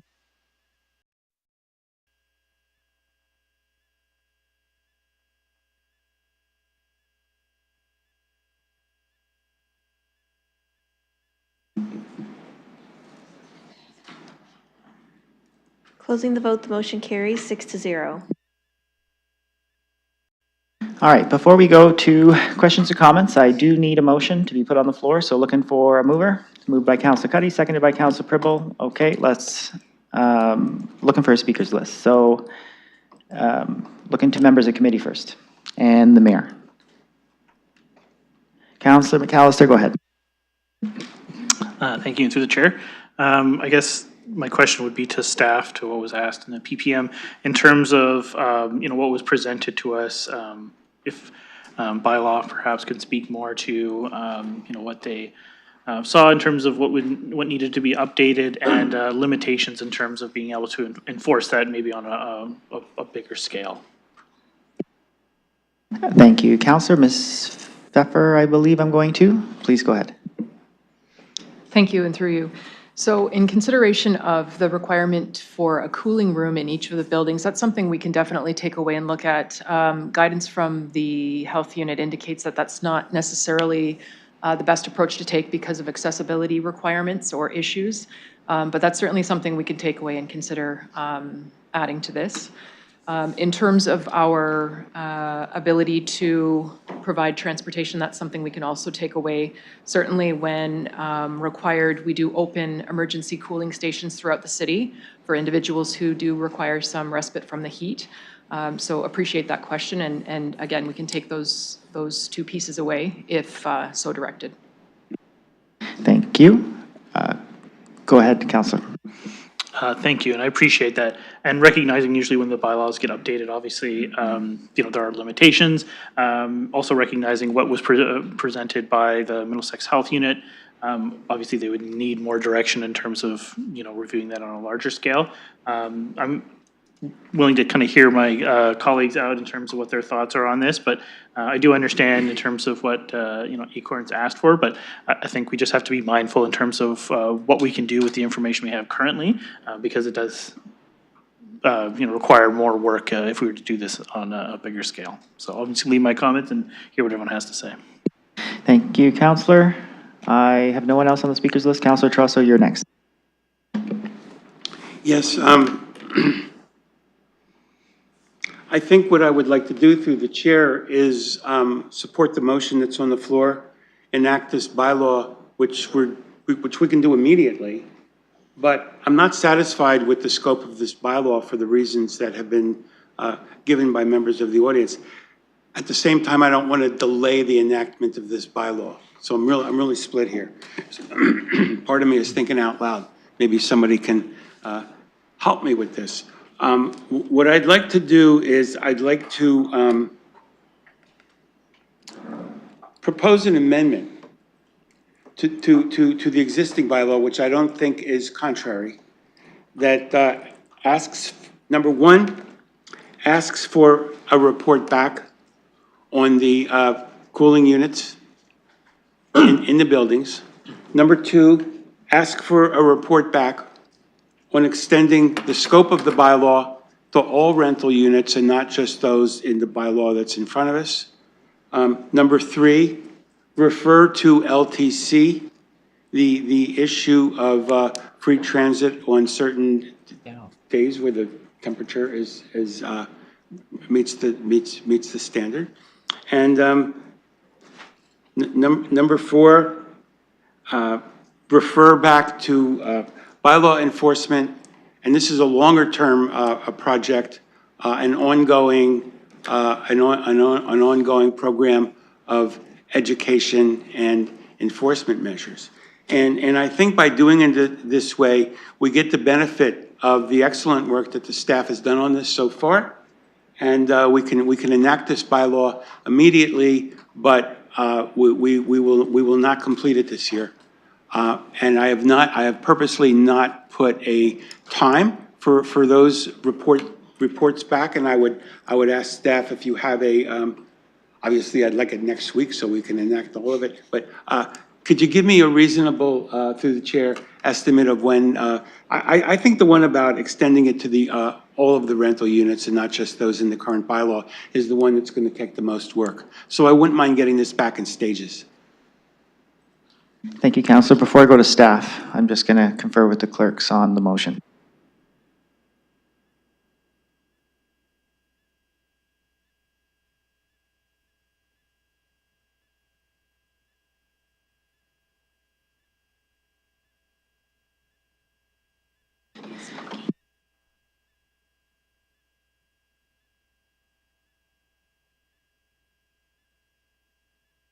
Okay, before we go to staff, for the motion that you put on the floor, it looks like some of these changes may affect the bylaw that we have on the floor. So are you looking to refer everything back?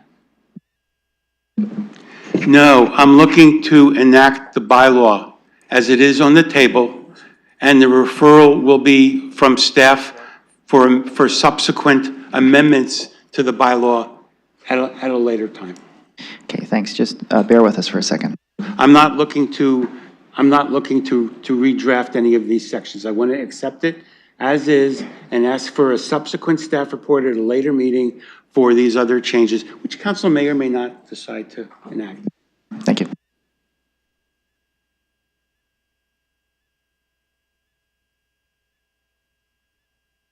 All right, just give us a minute or two.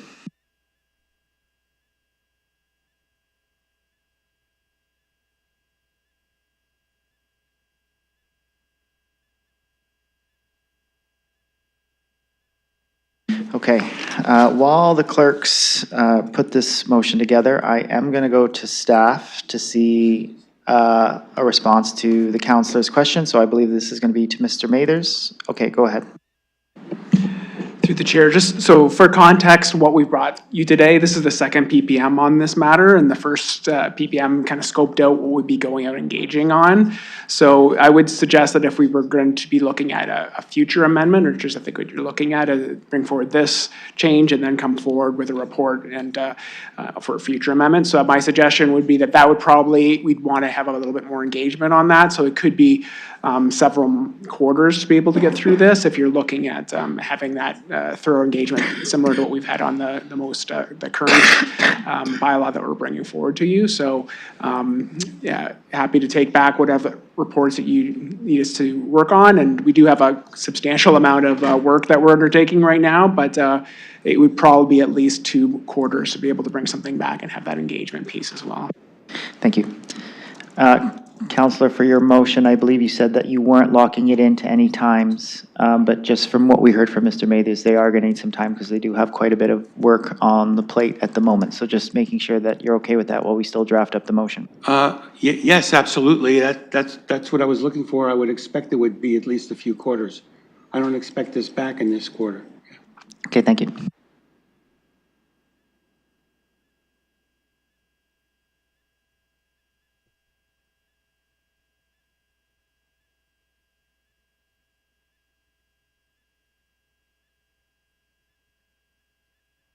I'm sorry, having said that, can I change what I just said a little? No. Go ahead, Counselor. What do you got to add? The referral to LTC could happen at any point. Okay.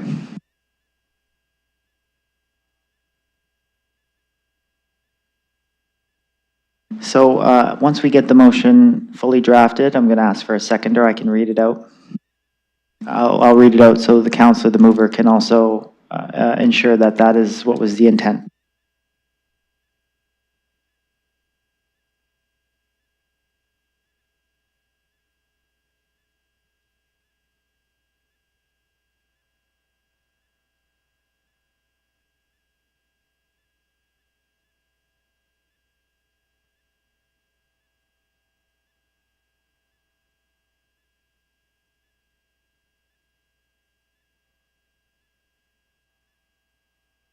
Okay, Counselor, just please clarify the educational piece that you're asking for, the last part.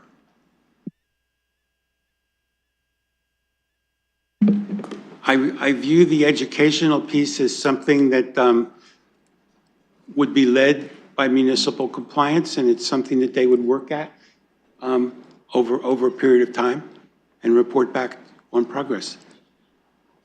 Again, that's something that is not urgent for the next quarter. And specific education on what aspect?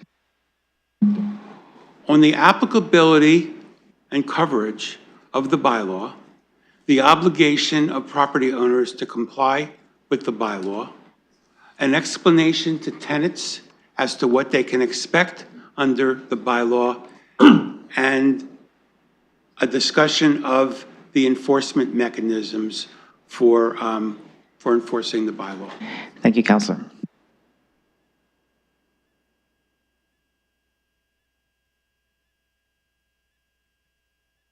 Okay, we think we captured as much as we could for this amendment. So I'm going to read it back. The motion. So that the motion be amended to include the following new parts. The civic administration be directed to take the following actions. A, bring a report to a future meeting of the Community and Protective Services Committee with respect to the cooling units in the buildings. B, extending the scope of bylaw to include all rental units. C, refer to LTC the issue of free transit on high heat days. And D, implement an educational program to the applicability and coverage of the bylaw. Does that capture the motion, the intent? Yes, except the referral to LTC should be stated separately at the bottom, because we're not asking for a staff report when referring it to LTC. We're just going to refer it to LTC. Do we need a staff report to ask us to refer it to LTC, or can we just refer it to LTC? I think that's the latter. We didn't include that.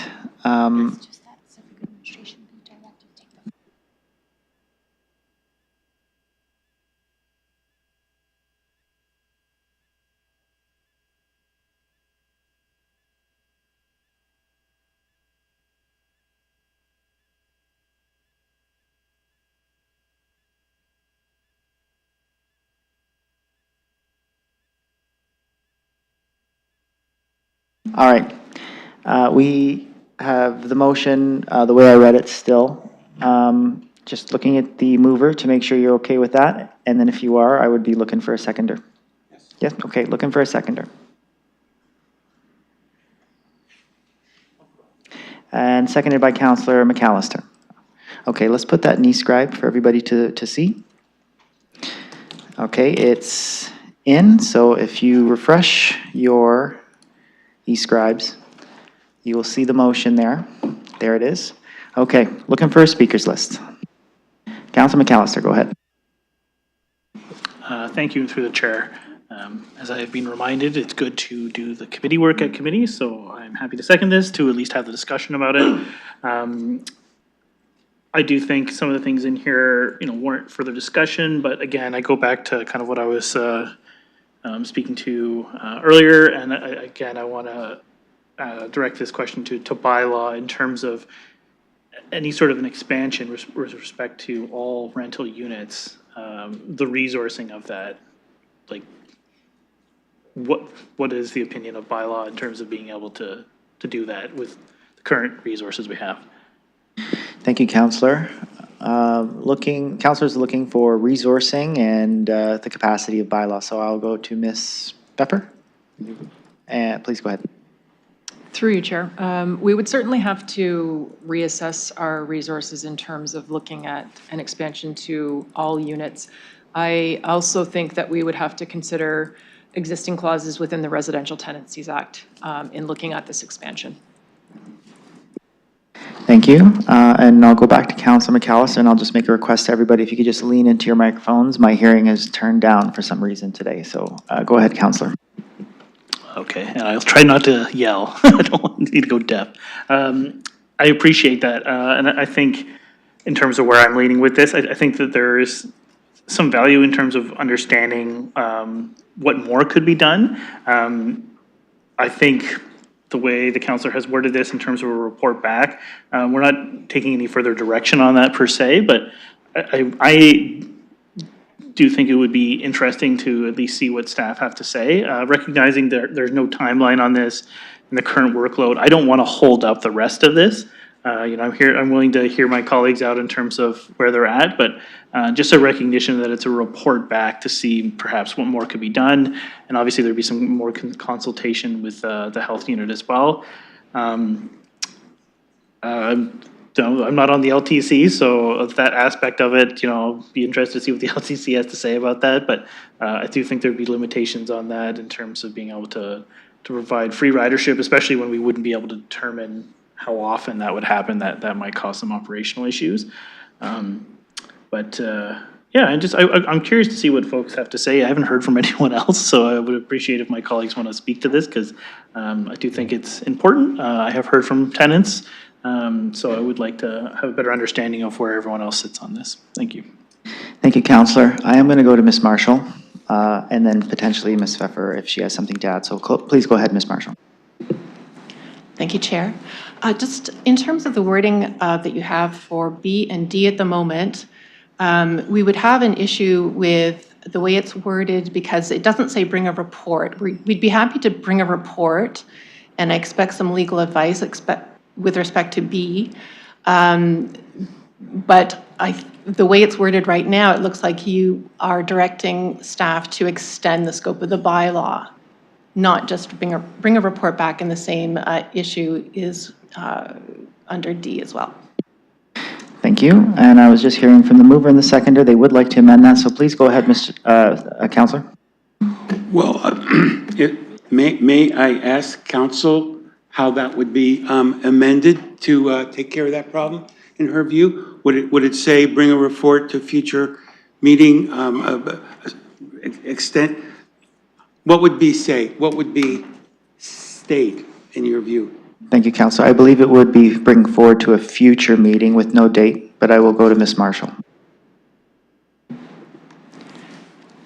Just to indicate through the chair that yes, right now it says extend the scope of the bylaw. It doesn't say bring a report back. It says extend the scope. So if it was saying bring a report back regarding extending the scope, Because as I said, I think that we would want to provide legal advice with respect to that.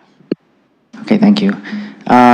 Just looking with the mover and the seconder that you're okay with to make that change if we did do that? Yes, and I think if we combine paragraphs A and B, everything is under the auspices of bringing a report back to a future meeting. So I think that takes care of that. And instead of saying extending the scope of the bylaw to include all rental units, maybe just say extending the scope of the bylaw. Okay, thank you. Give us a Extend second. that as far as you like, Thank you. without saying all. Okay, just give us a second.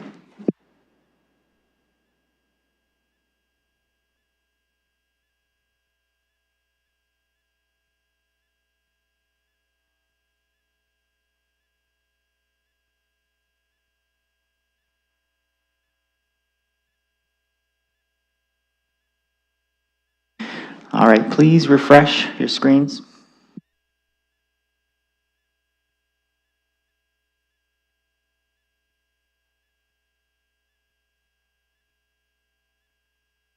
If you're okay with that, don't give me any objections. I will look for the next speaker. I have none at the moment. Councillor Rahman, hold on. Before we go to you, just once again, members of committee. Okay. Councillor Pribble, then Councillor Rahman. Go ahead.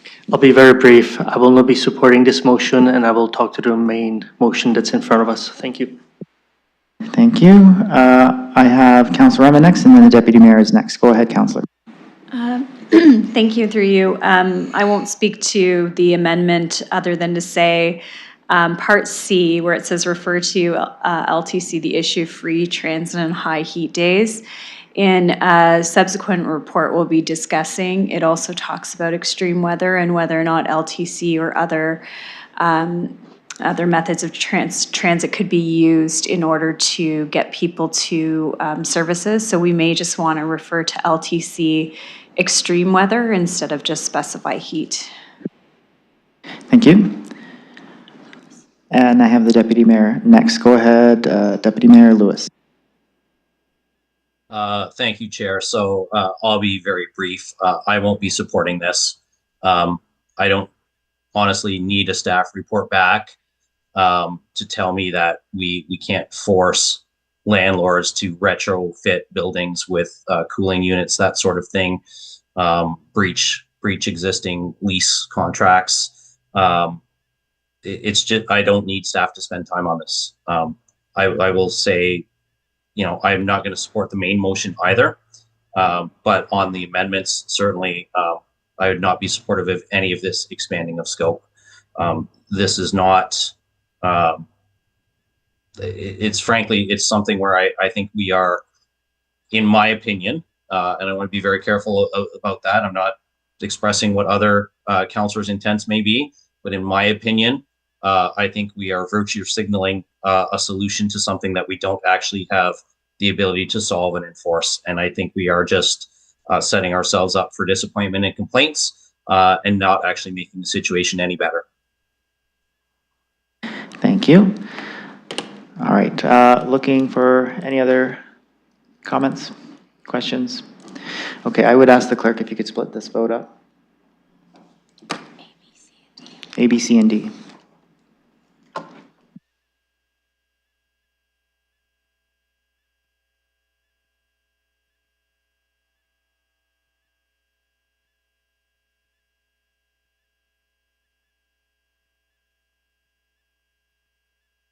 All right, call on the question, Part A to the amendment first.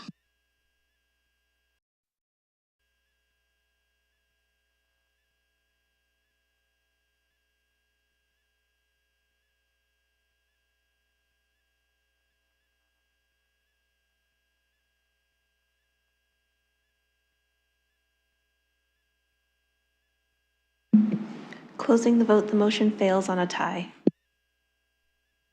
Okay, Part B, call on the question.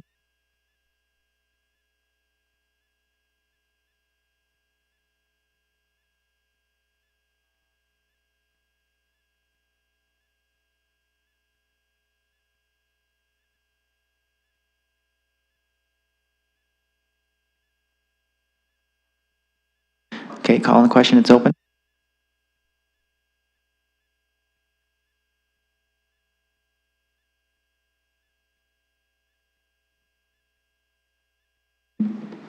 Closing the vote, the motion fails on a tie. Okay, part C, opening that.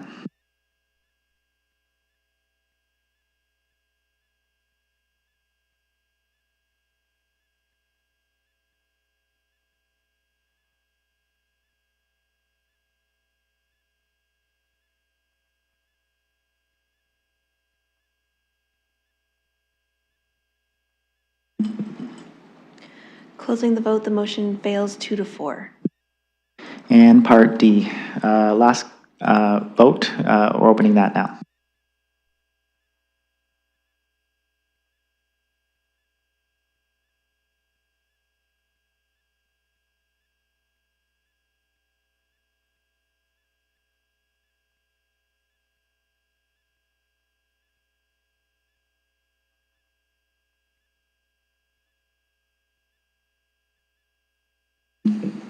Closing the vote, the motion fails 2-4.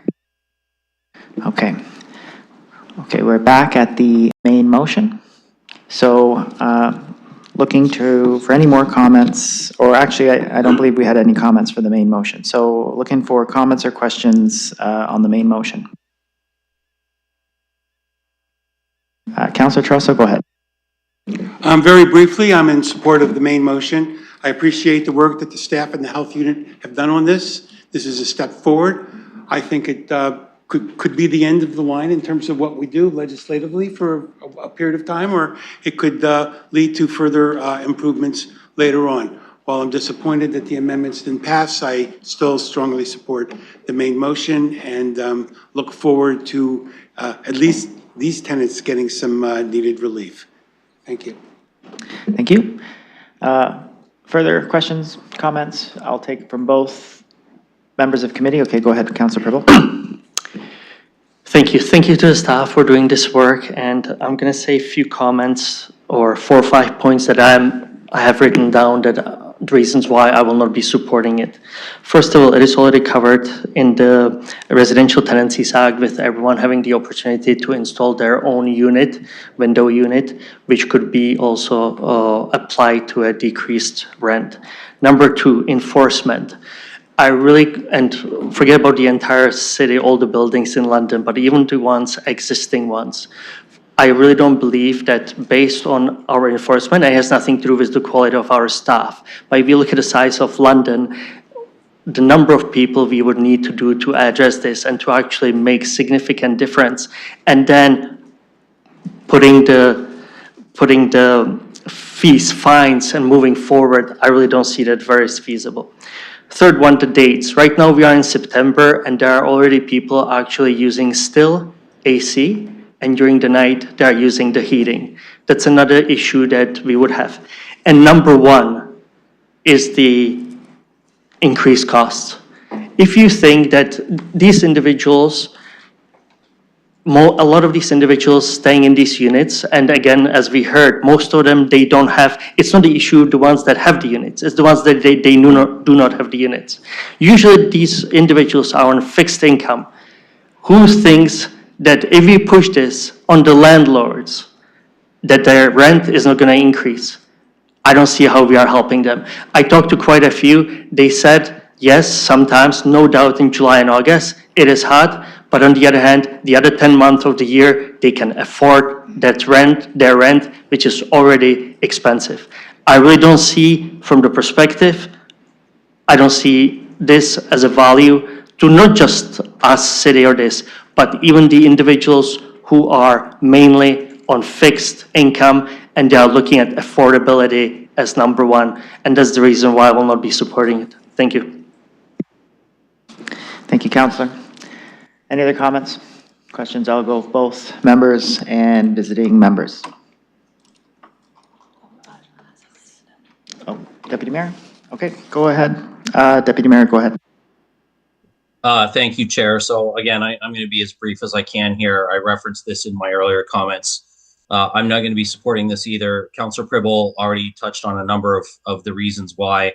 I'm just going to add, a little bit from a technical perspective. I don't think that a lot of folks are aware of the fact that, and we saw this in the communication from one landlord company in the city. When you have a two-pipe system, it's not as simple as just shutting off the heat, turning on the AC, especially in those overlap months where you may have heat overnight and in the morning, and then in the afternoon it's 25, 26, 27 degrees. There are complications to that. Equipment also breaks down. The replacement parts sometimes take a while to come in. To say that we would enforce that on a landlord at that point, and there are provisions in the RTA that allow landlords to go beyond the legislative rent increases when municipalities impose additional costs on landlords. So I agree with Councillor Pribble on the component of the affordability piece. I think from a technical perspective, though, it's also pretty unenforceable when you think about equipment breakdowns, when you think about the temperature changes that we experience, particularly in the months of May, June, and again September, October. I think this is appearing to do something without actually doing a whole lot. And the other thing that I think that has to be a factor here is that at some point there has to be an understanding of that there are accountability pieces and responsibilities and expectations, not just of landlords, but of tenants as well. And if you're in that situation where you don't have AC and you want it cooler, that may be fans, it may be buying a window AC unit, it may be opening a window, it may be a number of different things, but it's not our responsibility as a city council, in my perspective, to solve every challenge that every individual has in our community. I think we need to set some basic ground rules that everybody plays by. I think we've done that with our basic services bylaw or vital services in terms of the heat piece, but I don't think that the same applies in terms of this cooling piece. I wasn't in favor of even getting a staff report back on this, and I haven't changed my mind. I won't be supporting this at council. Thank you, Deputy Mayor. Last call. Okay, let me hand this over to my Vice Chair.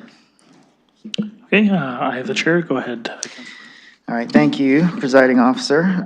So I do hear the comments of my colleagues here at committee. I would also just recognize that this is to ensure that we maintain temperatures below 26 degrees for units that already have air conditioning units. I do see some of the delegations coming in here from a couple of delegates. I do want to ask about the flexibility that we have for any amps or any associated fees with that. So just through you, Presiding Officer, to staff, do we have flexibility for any of the amps that would be part of this report, just to give some time to landlords who may have a broken AC, just to give them time? We're not just going to give fees immediately. Go ahead, staff. Thank you. Yes, through you. We always have the opportunity to utilize discretion when considering a monetary penalty. And certainly if our goal is compliance and parts aren't able to be shipped on time, that would be one situation where we would absolutely use that discretion and work with the property owner to ensure that compliance is eventually achieved, being mindful of the need for compliance with the bylaw and those individuals who are impacted by non-compliance. Go ahead, Councillor. Thank you, Presiding Officer. Thank you for that answer. And I did speak with staff about this before, so I do see this as a very reasonable approach. We do have flexibility for landlords just to give a little bit more time if they do to make repairs, but at the same time, we are trying to maintain these units at a comfortable temperature below 26. I know myself, if I'm living in a place that's 26, I'm going to have a headache. I'm out of commission. So I just think it would be fair, especially if we already have these AC units in there as well. I'd also add that many of the units that we would be discussing here for rental increases, I do hear some comments that I heard, but those units would be rent-controlled units. Many of them would be built before 2018. I do understand there's some extra things that could happen for extensions, special requests, and things like that. But we are speaking about units that don't that would have AC in there that may be a little bit older and may have some issues with that. I would believe that all new units after 2018 would have AC in there. So this would be a direction for staff to just maintain, to ensure that if the unit's already in there, so we don't have any significant costs for the landlord side, to be reasonable, just to make sure those units are working, and we do provide that flexibility if something works or if something is broken. So just knowing that, I will be in support of this staff recommendation, and I'd leave my comments there. Okay, thank you, Councillor. Don't have anyone else on the speakers list, and I return the chair to you. I have Councillor Rahman next. Go ahead, Councillor Rahman, you have 5 minutes, go ahead. Thank you, and through you. I'm just wondering if I can ask some questions on the bylaw through you to staff.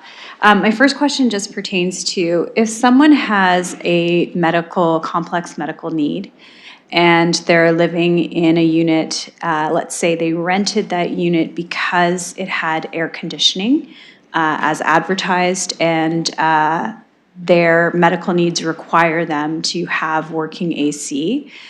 Do you feel like this bylaw could add additional protection for the individual by setting that temperature, by setting what we outlined in Part C, if the rental equipment is equipped or furnished with an air conditioning system to provide that temperature maximum standard, sorry. Thank you, Councillor. I will go to staff. Go ahead. Good afternoon, Lisa Christensen, Manager, Licensing, Policy, and Special Operations. In this particular instance, the example that you've given, we would be looking to the Residential Tenancies Act, and that's what, I don't want to say ties our hands, but those regulations are what we've modeled this bylaw after.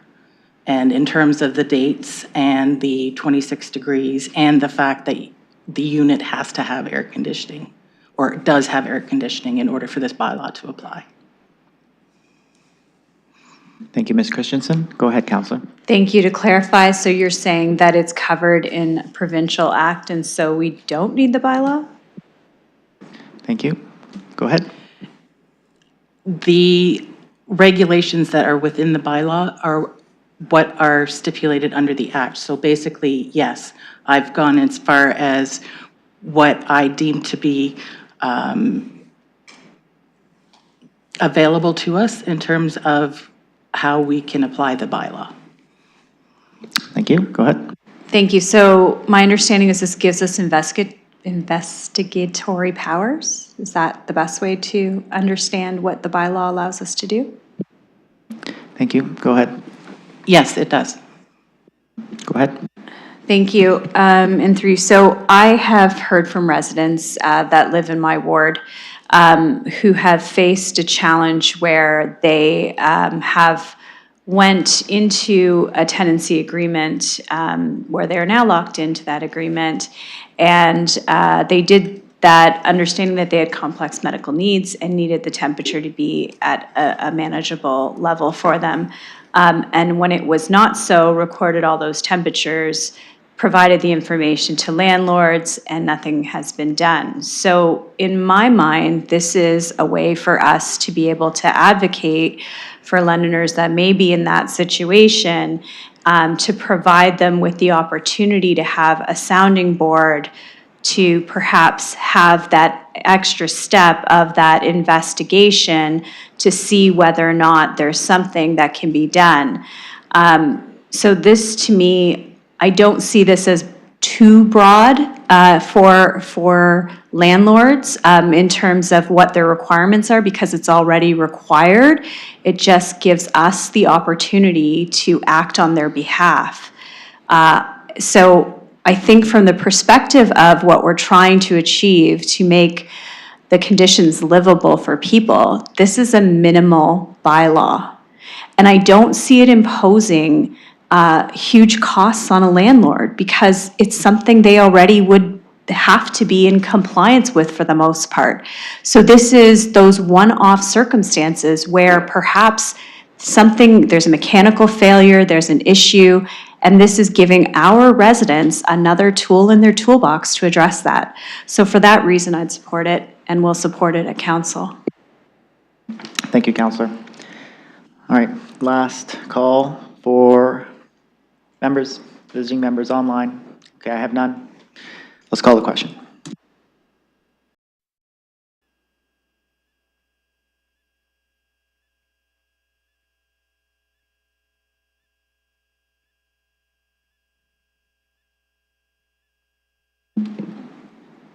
Closing the vote, the motion carries 4-2.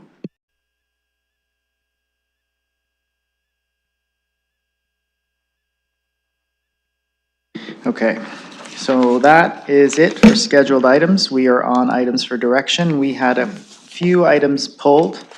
That was items 2.2, 2.3, and 2.6. Before we do that, I am going to look to committee to see if they do want to take a 5-minute recess. If not, then we can continue on, but if anybody would like to, please move a motion. Can we keep going, Chair? We can, Counselor. The chair does have to make a bio break, but that's okay, I can wait. All right, let's go on. Let's go to 2.2. No, I'm going to move a 5-minute break. Okay, moved. 5 minutes, seconded. Thank you, committee. Let's do that by hand. All those in favor? Thank you, I appreciate it. All those opposed? Appreciate it, thank you, thank you. 5 minutes.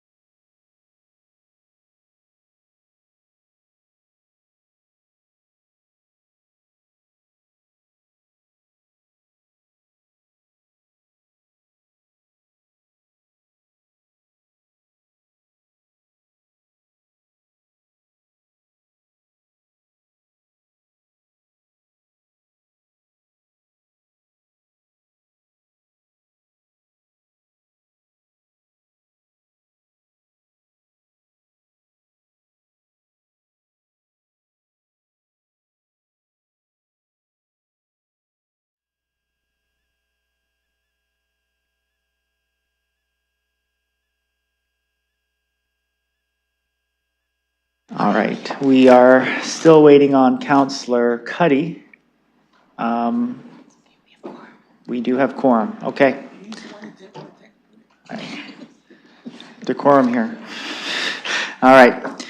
Items for direction, we have 2.2, 2.3, 2.6. 2.2 is single source procurement for integrated employment services, digital service delivery platform. And there's a revised bylaw for that. I will look to committee to put a motion on the floor. Moved by Councillor McAllister, a seconder. Okay, I will second that. All right, looking for a speakers list. Members first, please. 2.2.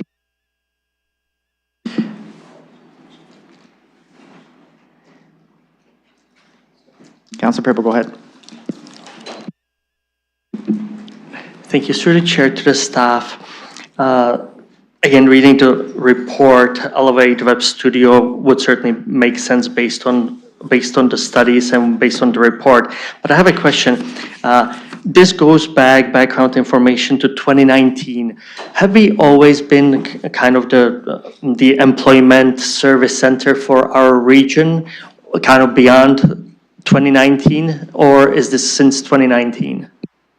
Thank you, Councillor. Ms. Wilcox, go ahead. Thank you, and through the chair. Employment services transformation, so the move to integrated employment services as a model began in 2019. It's a phased approach, started with prototype and phase 1 and phase 2. That's actually 3 phases. So London began operating as the service system manager for our catchment, starting with integrated employment in January of 2024. Thank you. Thank you for that answer. And again, through the chair. Now, I do see that it's at the entire investment and annual recurring amount, which is the high amount. It's not actually covering, it's not paid by our municipal budget, it's covered by the province. Is this on the ongoing basis and in terms of future, or is there a certain term contract we have from the province? Thank you, Councillor. Ms. Wilcox. Thank you, and through you, Mr. Chair. The agreement, we have a transfer payment agreement with the City of London for us to operate as the service system manager. Through the amending agreement, that takes us until the end of December 2026. So our funds are guaranteed to that point, and the agreement as outlined in this report would not exceed those timelines. Thank you. Go ahead, Councillor. Thank you. And the last question, if you're replacing the current either platform or the program that we have, is the previous data going to be transferred via interface or some into the new one, or are we going to be having both of them to have the data from the past? Thank you, Councillor. Go ahead. Thank you, and through you, Chair. The migration of the data that we have for integrated employment services is part of the scope of this project, and it would come over into the new system. So we've built in mechanisms to ensure that there's continuity as we migrate from our current case management system to this new one. Thank you. Go ahead, Councillor. Thank you very much. No more questions? Thank you. I have Councillor Stevenson next, and anybody who wants to be added to the list, just put your hand up. Go ahead, Councillor. Thank you. I just had a couple of questions as well. I noticed when I went back to the January 8th, 2024 report, it was also a single source contract, and that we were following what Bruce County did at the time. And that contract has only just finished, and now we're switching to a new provider at what looks to be almost twice the cost. So I was just wondering what was wrong with what we'd done and why we're choosing something new at twice the cost now. Thank you, Councillor. Go ahead. Thank you, and through you, Chair. Thanks for that question. So yes, we did have a single source procurement that was approved by Council in January of 2024. That was as we started operating as the SSM for our catchment. I would say that the integrated employment services model as a whole is new, and there weren't a lot of providers providing the case management tools in the market at that time. So the case management solution, we are approaching the end of that agreement at the end of this year. Well, the costs are more for the WeData tools. It does provide us with more product. And that includes, so our current solution only provides a case management solution for the mandatory data that we collect as we support clients accessing Employment Ontario services. This is a broader software solution, so it does include case management, but it also includes a sort of a more modern, mobile, optimized, AODA compliant website with a lot more interactive features for job seekers. So think of a jobs portal, a job board aggregator as folks are looking for employment. It also has resources for employers that are a bit more interactive.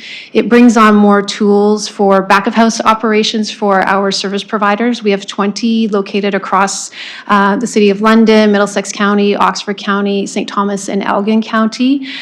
So staff working in those organizations can also have access to those tools as they support clients on site.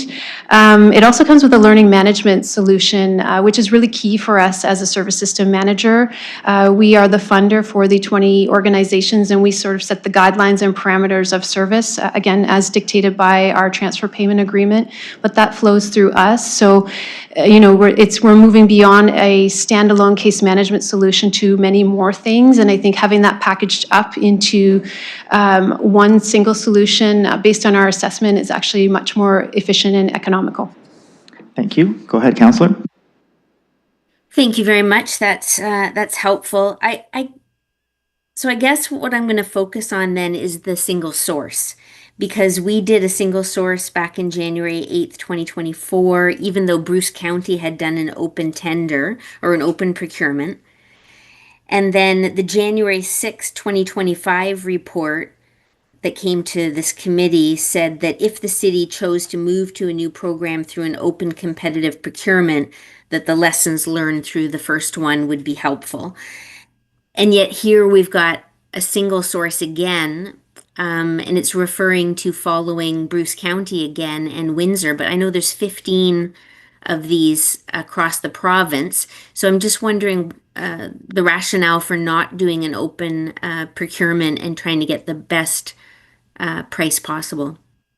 Thank you, Councillor.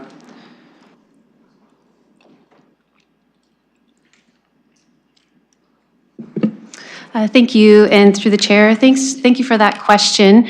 As outlined in the report, we actually received an unsolicited proposal from Elevate Studios, and based on that, as set out in the procurement of goods and services policy, we proceeded from there and are recommending a direct award based on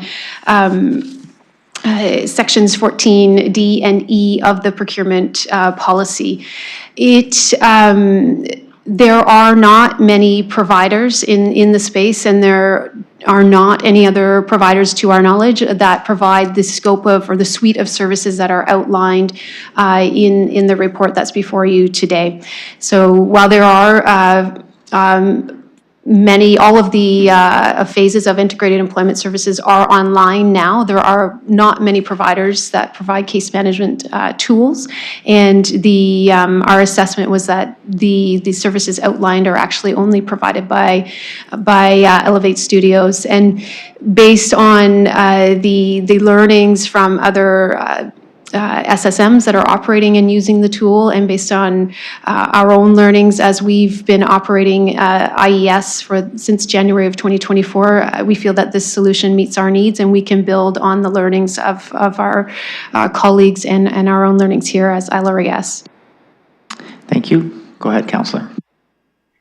Thank you. So I guess my last question is then, there's 15 of these across the province, and we've listed 2, that there was Bruce County and Windsor is using this software. Are there others as well, or are other areas using different software providers? Thank you. Go ahead. Thank you, and through the chair. So yes, you are correct that the SSMs utilizing we data tools are the County of Bruce and also Windsor. They both operate catchments respectively. There are other solutions used by some of the other SSMs, yes. Thank you. Go ahead, Councillor. I'll leave it there, thanks. All right, thank you. I have Councillor Rahman next on the list, but before I go to you, members of committee, this is your last chance before I go to visiting members. Okay, Councillor, go ahead. Thank you, and through you. The report mentions, first off, thank you for the report. The report mentions that this also covers job seekers. And when I look at the LRES network right now and where it points to for job seekers, I'm just wondering what kind of enhancements we see associated with the job seeker portion. And then I wanted to ask some further questions. Thank you. I will go to Ms. Wilcox. Thank you, and through the chair. Thanks for that question.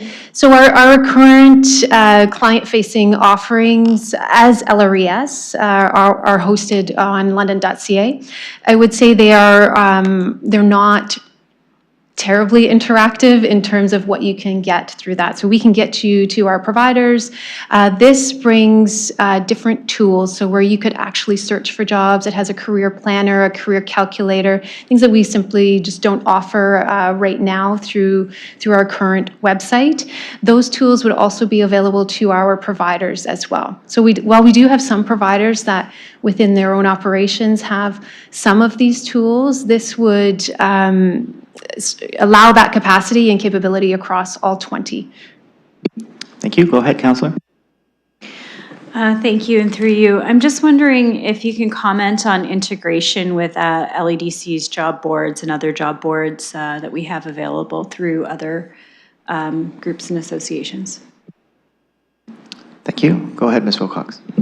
Thank you, and through the chair. We certainly work alongside our economic development partners. The tools that we use are actually hosted by local workforce planning and development boards, which also bring in those other tools or job boards that are available through organizations such as the LEDC. I think a key thing to note, and again, part of our work is ensuring that we have a regional approach. As the SSM, we are responsible for the delivery of integrated employment services in the City of London, but also in the County of Middlesex, Oxford County, St. Thomas, and Elgin. Thank you. Go ahead. Thank you, and through you. So one of the challenges I have with the current model that we have, our London Regional Employment Services job seeker portion doesn't point to other job boards that we support within the city. And so I'm just wondering how that the new integration will do so.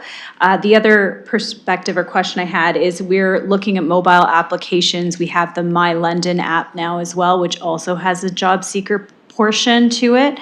I'm just wondering whether or not there will be integration with that platform as well. And lastly, whether or not there's any AI integration that we are considering at this time. Thank you, Councillor. Go ahead. Thank you, and through the chair. So the jobs portal in its function really sort of polls data that's available across multiple sources.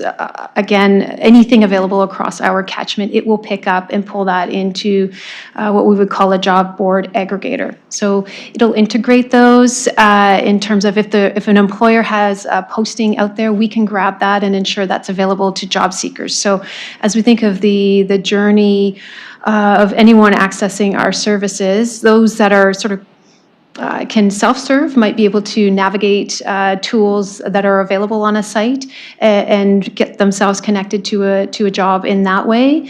Otherwise, they might be doing that alongside an employment counselor at one of our providers. And apologies, could you repeat the second part of your question, please? So a couple was just in connection to the My London app, which scrapes job boards across our community to pull in the data for for work. I'm just wondering whether or not it will have that same integration, if it's a redundancy of that or that same product.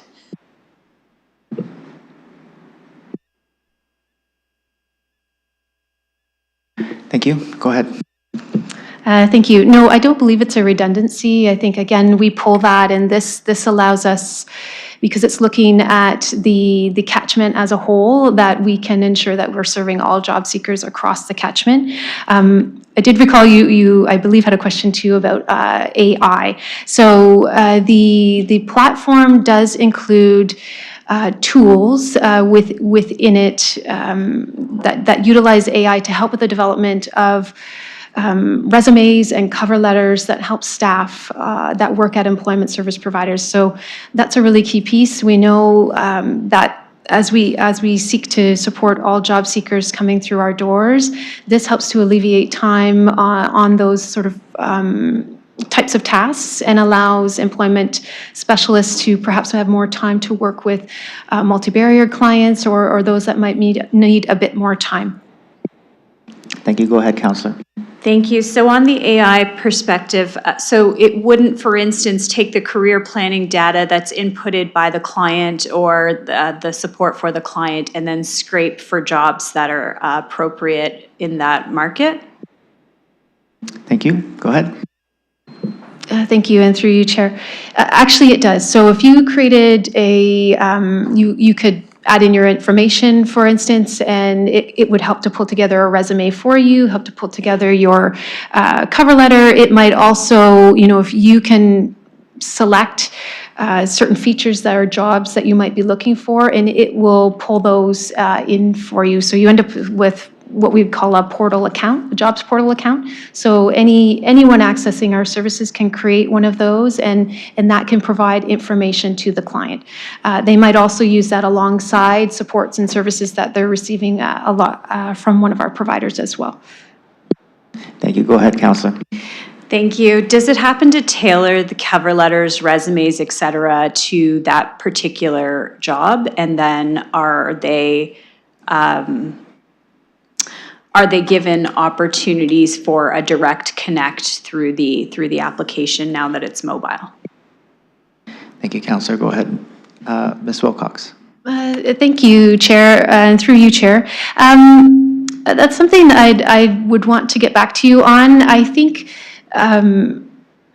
there are different features within it, and I can follow up on sort of how that works in terms of tailoring to the job. I know there are those features available, but I want to make sure that I'm answering or providing you with a fulsome response on that.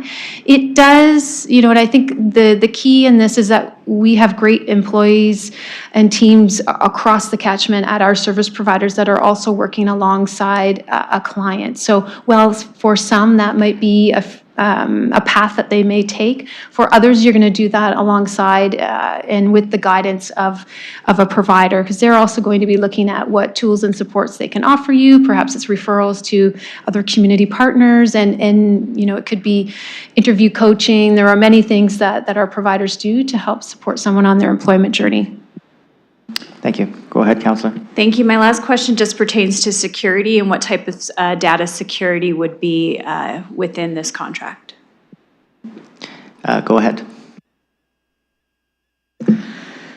Thank you, and through you, Chair. The solution that, as outlined, meets the standards of our information security requirements, and the data is stored within Canada as well. Thank you. Counselor.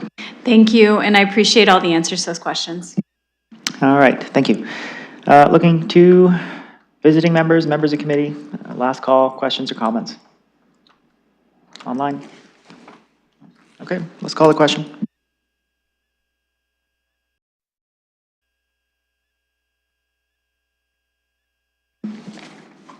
Closing the vote, the motion carries 5-0. All right. The next item we have that was pulled would be 2.3. That's the proposed temporary warming center framework. We do have a delegation request. I just want to look towards the delegates if they do wish to still speak. Okay. All right. I would need a motion to open up the delegation. So that would be moved by Councilor McAllister, seconded by Councilor Cuddy. call the question.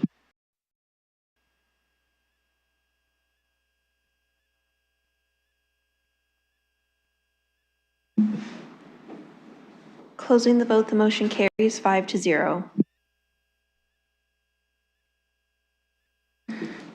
Okay. Ms. Campbell? You ready? Okay. State your name, where you're from, and then I'll put my hand up, and that's when you have your 5 minutes. Okay, well, I'm Sarah Campbell, Executive Director of Arcade Street Mission, and thank you for the opportunity to speak. And if you could come just a Closer? little bit closer to the microphone I'm there. gonna step down and do this thing. How's that? Yes, thank you. That's Okay. fine? Okay. Yeah, that's good. 5 minutes starts now. Okay, well, first of all, I hope that you will join me in the excitement of discussing winter this early in the year. I am so pleased to be standing here talking to you in September as opposed to November about the crisis that takes place every year as our temperatures drop, and today has been no exception to listening to the myriad of work that's taking place in our community to address the issue of homelessness. I really want to congratulate Civic Administration and yourselves for the learning that we've done together over the last number of years. This is certainly the earliest that I have been here and engaged in conversations about winter, and I'm grateful. I also wanted to point out that there are a number of people sitting in the gallery today who are from our Warner program. And because this report speaks to that program, I wanted to just acknowledge them and thank them for coming to show the support for the work that's taking place at that program. One of the things I'm most grateful for today is looking at the solutions that we're taking across our community, particularly around winter, from an evaluated lens. We got to hear about the whole of system community response evaluation, and then today there was an evaluation of what happened last year in terms of emergency responsiveness, and this report comes from that work. And I'm really impressed that we are taking time, reflecting, looking at what we did, and then making recommendations moving forward. I'm also really impressed by the year-round component that is reflected in this report as part of the tiered system. Recognizing that this report is not every homelessness intervention that's ever going to be proposed at any time. This is a really impressive tiered approach that recognizes that the types of solutions that can be found in the moment are rarely adequate for the depth of need in our community. But by planning ahead and having the stabilized workforce, which we have now had at Cronin Warner, we're not only able to respond in the crisis, but we can in fact see results from that. I'm so very pleased to share that over 150 people have been housed or moved to alternate, more stable sheltering or some form of treatment in less than 2 years while we've been operating the Cronin Warner location. And so what started as a winter response, a space for that purpose, and is now reflected in this tiered response, I think I really just appreciate the recognition that homelessness and the solutions for homelessness are year-round, but the crisis around, you know, the depth of temperature and what happens for people in those most critical moments also needs to be planned for. And this tiered response does have some meaningful numbers associated with it in terms of the number of individuals who would be served in those crisis moments. So those are my really positive, excited statements from this report. Of course, there are things to be said about the broader system components, and it's been reflected today in other areas. Warner is not a temporary program. Maybe the location has been, it was set up that way, but the program itself is something that our system needs for the stability of our system. More spaces are needed as the problem continues to rise, but that in and of itself is not enough. We need to continue to be pushing for the highly supportive housing, affordable housing, people experiencing the first experience of homelessness. I was really touched because one of our community members came today ready to speak to you, thinking it was a public participation meeting, and we're going to circulate his story because he had it all ready for you. People's lives are changed through relationship, and I think this tiered response recognizes that the relationship of organizations like Arcade, London Cares, and others who work directly with people on the streets is an important element to bringing people in those crisis moments. And so I have a lot of positive things to say about this report. I'm grateful again that we're talking about it now and that this is one layer of a broader system approach that needs to be engaged and continued to be discussed and evaluated, like we heard earlier from the whole of system community response. Those are my comments, and I hope that summarizes. Thank you, Ms. Campbell. All right, I need a motion before we can discuss anything. So moved by, and that's for the staff recommendation, Councillor Cuddy? For the staff report? Yep, okay, moved, seconded by Councillor McAllister. All right, looking for a speakers list. Councillor Pribble, go ahead. Thank you. I would like to add an amendment that was circulated earlier today. And I don't know if anyone saw it or if it's actually in eScribe already. Just read the amendment if you don't mind. The Civic Administration be directed to present a report at a future meeting of the Community and Protective Service Committee, providing the above noted executed contracts for information. So we did that pass this before or in the past in the similar cases that we did ask for the contract. So it's available for us if we wish to go through it, if we wish to see it for more details. Okay, thank you. You have a mover, looking for a seconder? Can I just ask a point of order with the amendment? Point of order? Yeah. Are new contracts being introduced or are these amendments to existing contracts? It's a good question. Let's go to staff. Through you, Chair, should funding flow to organizations, these would be amendments to existing contracts. Councillor? Okay, I just wanted to provide that clarity because the motion seems kind of redundant if the contracts already are going to exist and the amendments would be added to it. Just give me a second to confer with the clerks.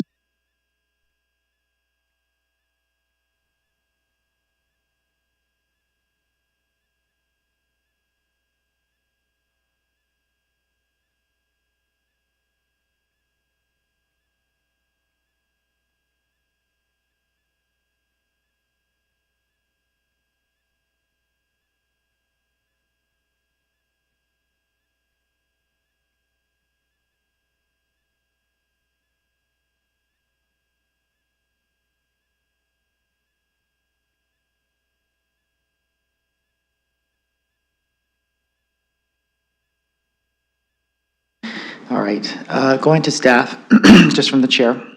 This amendment, would this amendment actually be executable with the fact that we have previous contracts that we are amending with the motion from the recommendation?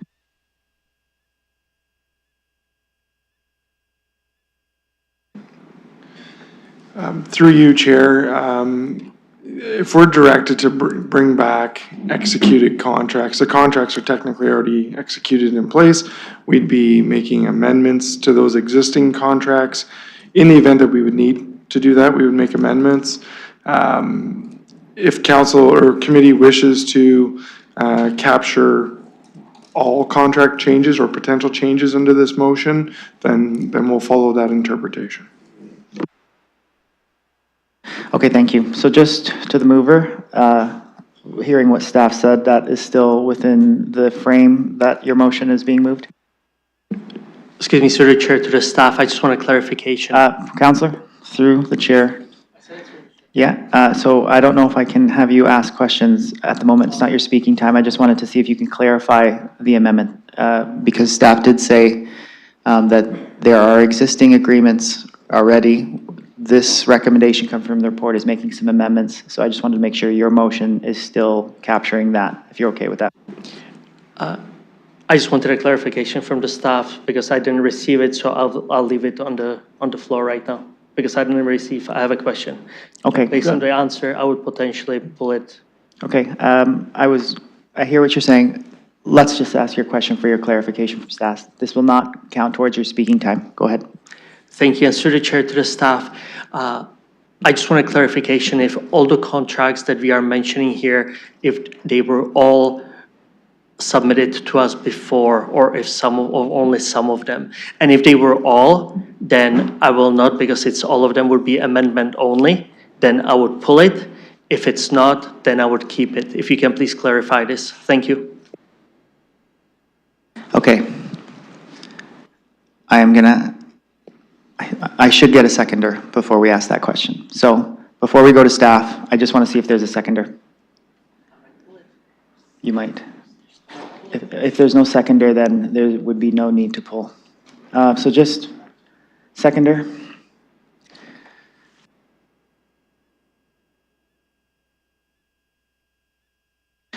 Mr. Dickens, I'm not going to have you answer the question. There's no seconder.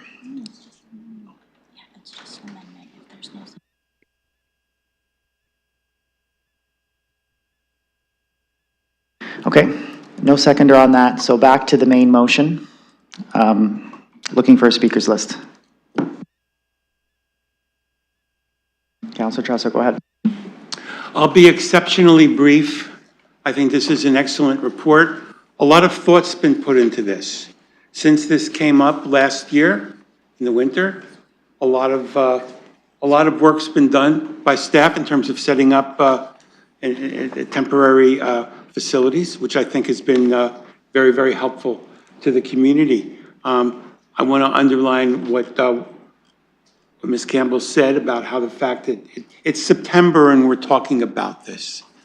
So we're making progress. We are really making progress as a council. And I think this is just a great example of councilors and staff and our community partners working together. So yet another good news story today. And I know there's a lot of negativity in the community, but I think this is just one of those things that we have to point to say we do get things right. Maybe I should wait until this passes to say that, but I certainly hope it does pass because it's a very thoughtful proposal. Thank you. Thank you, Councillor. I have Councillor McAllister next, and then that's for the members of committee. Then I have Councillor Stevenson after that for visiting members. Go ahead, Councillor McAllister. Thank you, and through the chair, yeah, I just want to start off with saying thank you for all the work that went into this, especially after last year. I think there were a lot of lessons learned. I really do appreciate this tiered approach. I think this addresses a lot of the concerns we already heard. I do just have questions in terms of Tier 3. And so I'm wondering if staff could speak a bit more in terms of the activation of like the warming spaces, but even with the choice for the Boyle Community Center. My understanding from last year was that most of our resources were at Carling, and that's why that location was chose, because that's where we could spool up emergency services. So I'm just wondering in terms of, are we shifting some of those resources to that site, or how are we going to address that? Thank you, Councillor. I will go to Ms. Smith.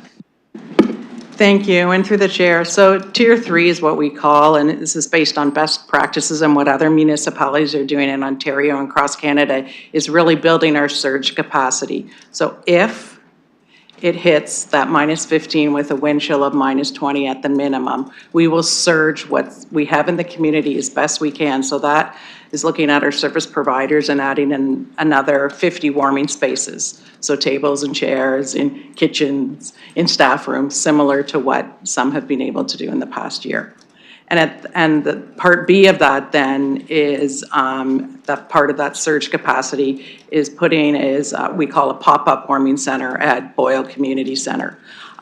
This was chosen when we looked, and the consultants went out in the community and we looked for a number of options, as council directed us to look for options other than community centers. And unfortunately, coming back to us, this was the alternative for leasing space, which wasn't efficient, effective, or it was cost prohibitive.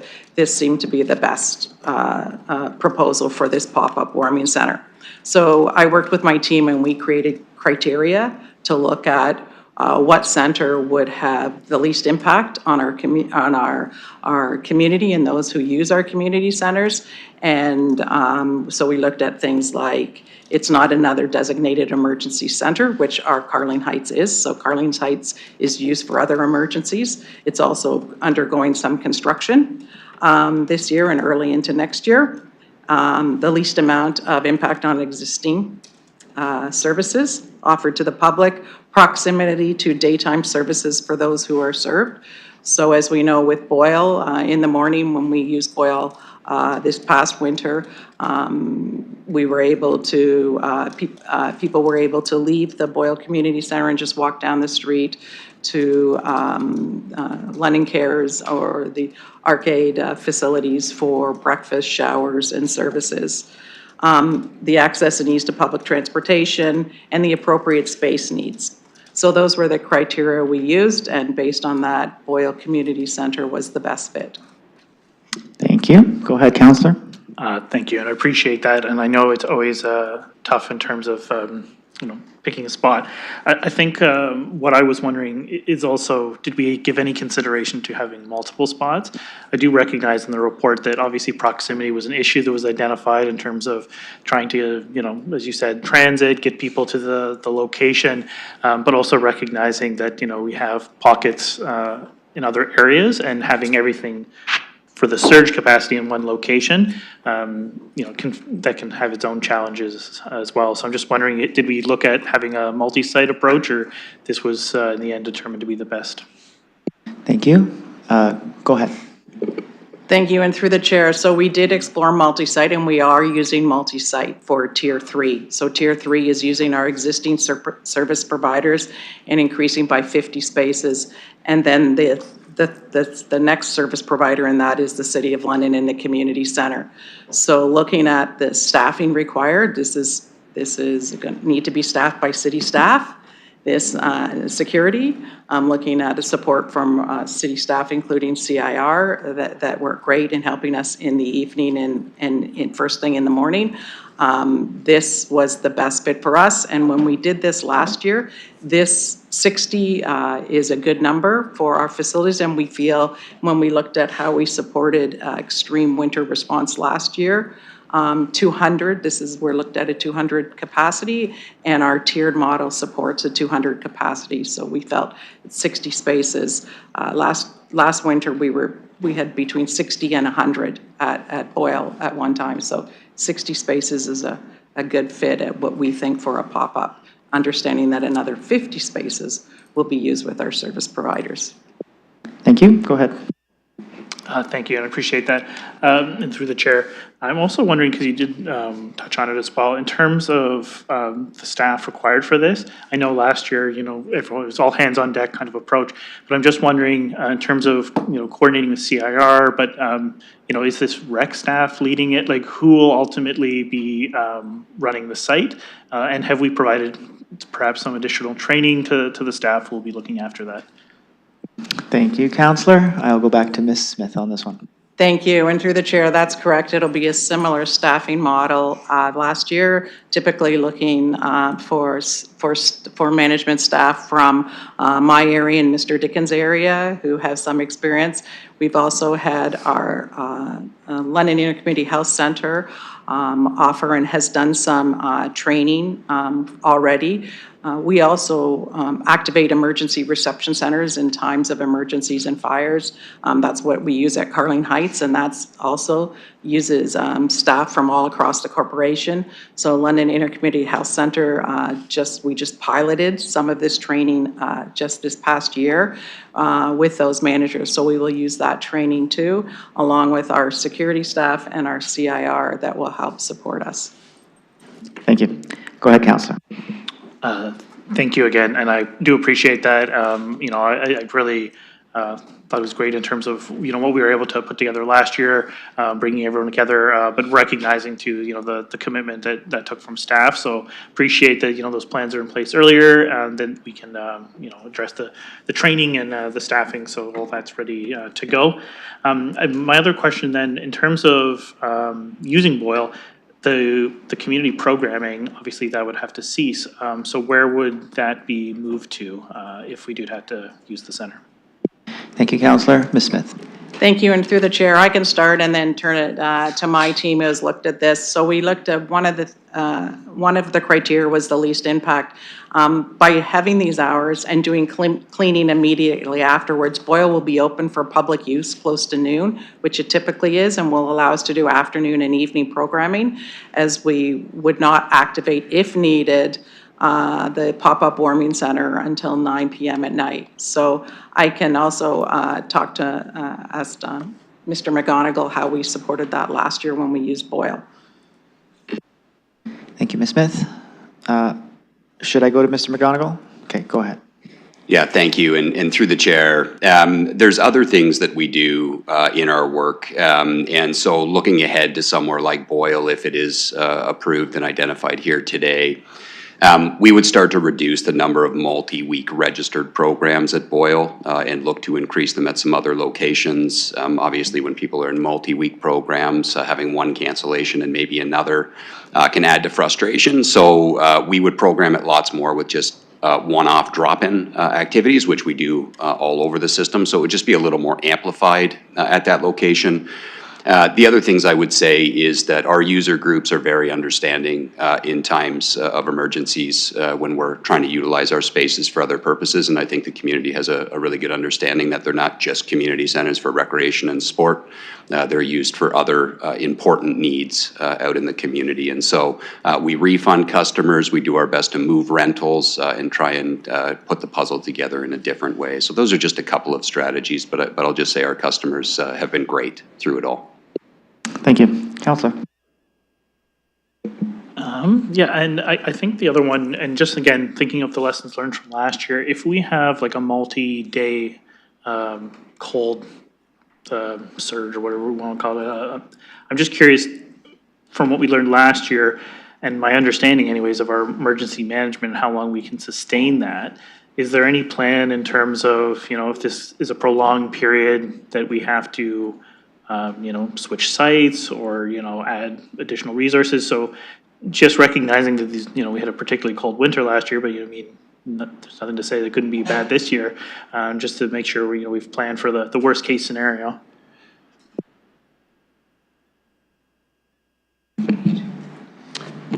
Through the chair, if it goes multi-day, you know, we do have the capacity from the emergency management side to step in and provide support staffing through that model. We generally go 3 deep anyhow, so there's a rotation built in that we can extend that for a longer period of time if need be. You know, if it was to go really extensive, then we'd have to look and come up with a plan, which we're used to doing in emergency management to cover off. But if it was to go for a week or a week and a half, I think it's something we would be able to sustain through emergency management. Thank you. Go ahead. Thank you, and appreciate that. That's a question that I have received in the past, so it's good to know. My last thought on this, again, I appreciate all the work that went into this. I think this is really important to have. But I would just like to, as a final point, in terms of communicating this to the public, obviously this has to go to council, but having this plan communicated to the public and the tiered system so people have an understanding, I think would be very important just as we go into the winter, so they're aware of it. Happy to disseminate that as I can, you know, town halls, social media, and I'm sure, you know, everyone on council would appreciate that too, but just from the city communication side, it would be really good to get something out before the winter. Thank you. Thank you, Councillor. I have Councillor Stevenson next. So go ahead, Councillor. Thank you. Just a couple of questions. It said that Boyle Memorial Community Center was the top one. What were the second and third top choices? Thank you, Councillor. Ms. Smith? Thank you. When looking at all the criteria, after Boyle came Byron Community Center, and after Byron Community Center came the North London Optimist Community Center. Thank you. Go ahead, Councillor. Okay, thank you. And in terms of the funding for this, it's coming from the Operating Budget Contingency Fund. So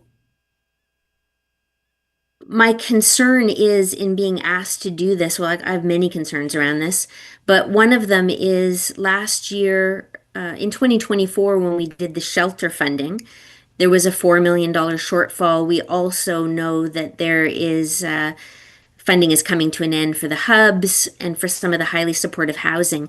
Do we have a big picture view for 2026 of how much is going to be needed to be funded from the Operating Budget Contingency Fund or some other fund aside from just this $3 million? Thank you, Councillor. I'll go to Ms. Smith. I believe Mr. Murray's online and can speak to this reserve fund. Thank you. Thank you, Mr. Murray. Go ahead. You're on mute. Thank you, and through you, Mr. Chair. So, yes, the recommendation here is that the funding for this initiative be approved specifically for winter 2026 into 2027 from the operating budget contingency reserve. Winter 2025-26 funding is already in place and available to support that. What I can tell you is that as of right now, the operating budget contingency reserve has a balance of approximately $38 million uncommitted. I don't have a specific breakdown at this very moment of the various commitments that are in place over the next few months. That is certainly something, though, that we could pull together and follow up, provide to the councillor as well. Thank you. Go ahead, councillor. Thank you. I appreciate that. In the past, if I understood correctly, we didn't use the operating budget contingency fund for operating expenses. I know this is called temporary, but this will now be the fourth winter that we are looking to fund the Cronin Warner Center, and council at least approved, I know we didn't use it all, but $4 million from the operating contingency fund to stabilize our shelters, which again, we were told the reason that we were able to do that was because it was only going to be temporary because we had the hubs and the highly supportive housing coming in. But I anticipate that we are going to be renewing those contracts again come February. So I'm wondering, at what point do we get to be concerned about using the operating budget contingency fund for operational things in the hopes that they're temporary, but with like zero evidence that they actually will be? Thank you, councillor. I'll go to Ms. Smith. Thank you, and through the chair, I could start for this, our temporary warming center framework. We're looking at supporting this through 20 up until March 31st, 2027. And at that time, if this is required, noting that many other items are happening, we know the mayor's direction, we know, and Mr. Dickinson can speak to the Heart Hub opening next month is October. Next month, we're looking at funding this to March 31st, 2027. And then at that time, if a temporary warming center framework or a temporary response for winter, maybe it's not temporary anymore, it becomes part of the business case for the next multi-year budget. So looking at a permanent source of funding for this specific report and framework if required. Thank you, Ms. Smith. Councillor? Thank you. So can we find out, is there enough funding, provincial funding, available to meet all the commitments for 2026 for the renewals that we know are coming due? Thank you, councillor. I will go to Mr. Cooper. Thank you, and through you, Mr. Chair.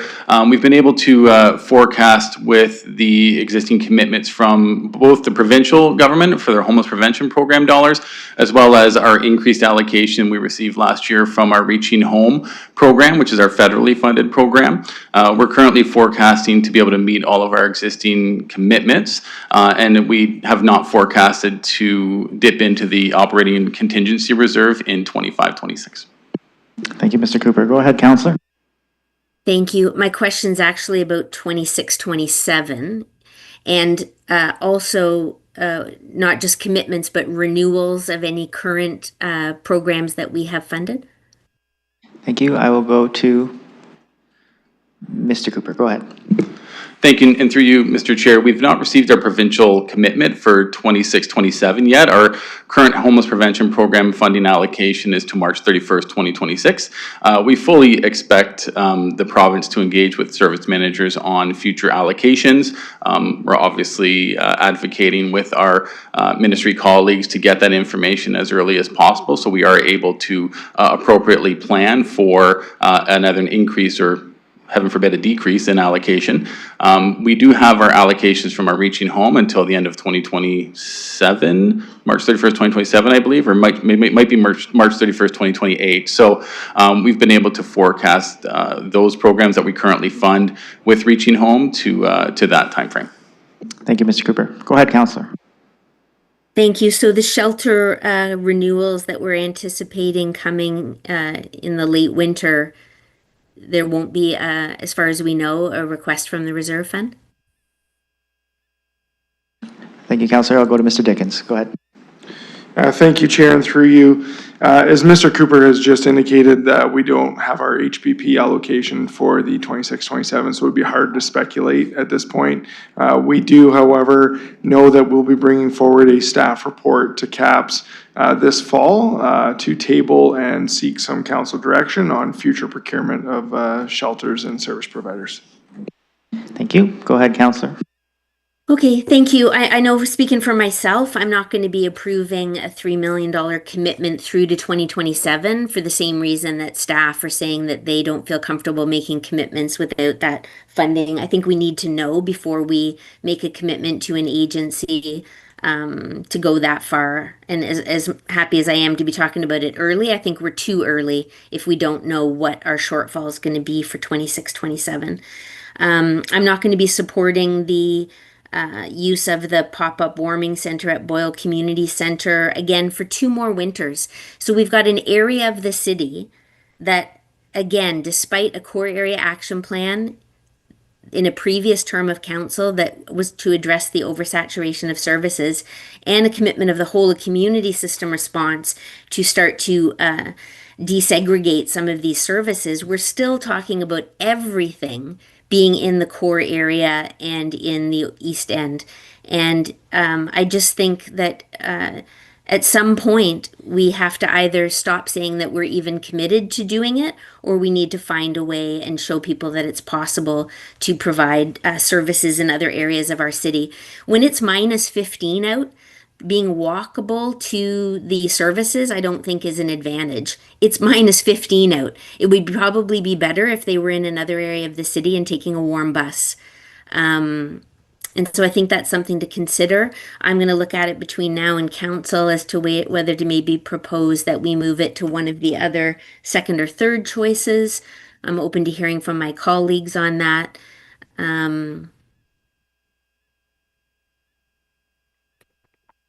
And I did want to ask about the 50 warming spaces from other service providers opening up overnight. So again, I'm assuming these are going to be our current shelters and potentially Arcade and London Cares. Like, where we must have an idea if we're coming up with 50 as to who and where those are going to be. Thank you, Councillor. I will go to Mr. Dickens, and just be mindful you have 8 seconds left. Go ahead, Mr. Dickens.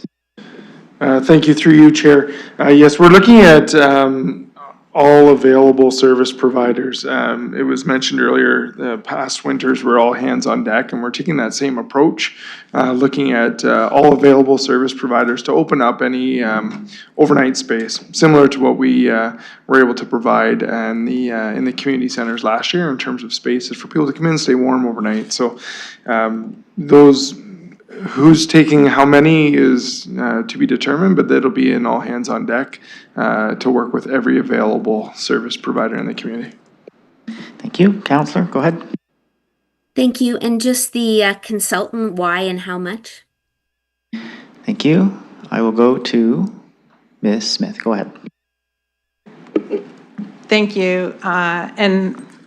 Thank you, and through the chair, the cost of the consultant was $32,200, and we used a consultant, which we typically do when we want to look at someone helping us to do a municipal scan. The capacity and the knowledge is not available, particularly the capacity with our teams. And so the consultant, we went out for a process and gained a consultant to look at this, was able to look at what other municipalities are doing across Ontario and Canada, bring that together and evaluate some promising practices. And that's how the tiered response came out of this. And on top of that, the consultants engaged with the community and all the community organizations, the faith-based organizations and numerous organizations across our city to engage them on their potential involvement or what their role may or may not be in the warming center framework. So the consultant then came up with the plan, the tiered response that was built in to this report. Also engaged with the Middlesex London Health Unit to also help determine those thresholds too. Thank you. Counselor, go ahead. You got 4 seconds. No, that's good. Thank you. Thank you. All right. Counselor Pribble, you have 4 minutes and 24 seconds to go, so go ahead. Thank you, through the chair, to the staff. Going back to it, what I was talking earlier today, the contracts, and I was just curious if all those contracts, if it will be just the amendments, if the original contracts are all accessible to us. Thank you, Counselor. I'll go to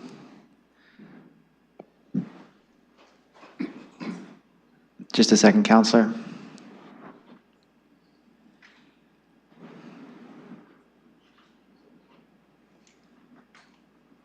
Mr. Dickens, go ahead. Thank you, Chair. We're just conferring with Mr. Cooper there, so thank you. Because these span so many different service providers, councils may have received some of these, but these contracts cover a number of different services. So some of them you may have seen, some of them would be shelters and things like that you have not. They are available in the clerk's office for viewing, but we have not necessarily brought forward contracts to council for every single piece of business that we do. We would be going through and looking at the terms of what's required for these to determine what is needed under a contracting basis. We'd be working with our legal team on that. So it'd be, at this point, if council wants to see shelter contracts, they can do so through the clerk's office. They have not been brought forward to council. Thank you. Go ahead, Counselor. So thank you for that. I'm glad that we have access to them. The reason why I was asking this is, if you remember some month ago, we did have, which actually I thought that our staff did a great job, statistics, so I could see the comparative analysis. And then there were some changes. There were actually changes to the better, instead of dropping overnight beds, etc. So they were actually more positive. But council decided that they didn't want staff to come back to us. So then the only other choice I have, if I want to do my own comparative analysis, to go through the contracts, which is more lengthier. But again, I'm glad that I have access to it. I wouldn't need to have an access to it if our council would have agreed to do the comparative analysis. I know it's not always apples to apples. I do get that, but on the other hand, it's a very valuable tool for me to see which I feel the organizations are delivering more benefits to our city than not. So I just want to comment on that, and extremely happy that we are dealing right now with the winter response. Thank you for that, and I'm glad that we have a vision to address these issues. Thank you. Thank you, Counselor. Counselor Tresso, you... Yeah, I just want to say that if we're concerned about the benefits that we're extending to the residents, I think that would be reflected in the attendance at the centers when the centers are open. But, you know, if there's something in the contract that is raising concern, like there's something untoward going on, I just feel like we're on a fishing expedition sometimes. And I would just like to know what you're looking for and what the concern is. And really, you're going to plow through all these contracts? We just hear this all the time, and I just don't think there's any. All right, I'm sorry. Okay, Counselor, I don't want any cross debate. I saw Counselor Pribbles raise his hand. If you're going to cross debate, I'm going to stop you. So go ahead, Counselor Pribble. So it's not cross debate. Just to our staff, what I was seeking of is really kind of what are the certain amounts that we spend with certain organizations and what they deliver. So I'm going to go into the extreme. If I do analysis, apples to apples, if one organization ends up giving us 10 beds for $50,000 or 20 beds for $50,000, I choose the organization for 20 beds. And if they have the space, or if they find the space, I'll rather support them than the other one. So that's really all I was looking for. And again, if I don't have a comparative analysis, then the only choice I have are the contracts. So I just want to clarify this to the staff. No, I'm not trying to go through the contract line by line. I'm just trying to see what the dollar amounts, what a Would they buy us? Would they purchase us? Would they deliver to the people who are in the most need in London? Thank you, Thank you Councillor. I'm gonna go to Ms. Smith. Go ahead. Thank you. And through the chair, when we estimated the cost of this, for example, in each of the tiers, we looked at, for example, in tier 1, and we looked at what is the cost per diem per bed. So not per organization, but per bed. So you're looking at what their current agreement already is, how many beds, what the nightly or per diem cost of that is, and then we're adding if organization A can add 5 beds, then we will do 1 bed times 5. If organization B can do 6 beds, somebody else can do 3 beds. We did the same for, well, tier 2 is already a signed and approved contract with council. For tier 3A, for warming spaces, we did the same. We looked at what would it cost, for example, for 1 warming space times 50. So we looked at, on average, what it costs already to support a warming space, and then we multiplied that by 50. Similar to what we did for tier 3B, I looked at what would it cost for 1 day. We did that for 10 days. So again, it's just an estimate of what it would cost for 10 days. And that's what we estimated in tier 3 because we activated for 10 days this past winter. Thank you. Go ahead, Councillor. Thank you, staff, and thank you very much for that clarification. I just actually think that, again, the staff has done a really good job in this, and you presented to us really well. It was, I don't know, 4, 5, 6 months ago. The only thing is that there were some changes, and as I said, they were actually changes that benefit us more, but we didn't ask. I did ask for the update. It wasn't supported by the council to get this update, which were actually benefits. And I just wanted it so there is a continuity, and in the future councils, they can see it as well, where we moved into and where we kind of came from. But I totally agree with you. I really love the comparative analysis, what you just mentioned, tier 1, tier 2, tier 3, and I really like the past as well. The only thing is that there were some updates that were not reflected, and again, those updates were actually positive ones. I'm done. Thank you. That was perfect timing, Councillor. Okay. Other comments, questions? Councillor Ahmad, go ahead. Thank you, and through you. So I want to thank staff for the report that's in front of us, and also to the consultants that worked on this as well. I'm pleased that we're here, that we're able to have this conversation and to be able to ask questions on these items. I did have a few questions just in terms of perhaps some of the things that are maybe, in my opinion, missing in the report. And it's specific to healthcare. So one of the things we keep talking about here at council is that housing is healthcare and shelter is healthcare, which I agree with.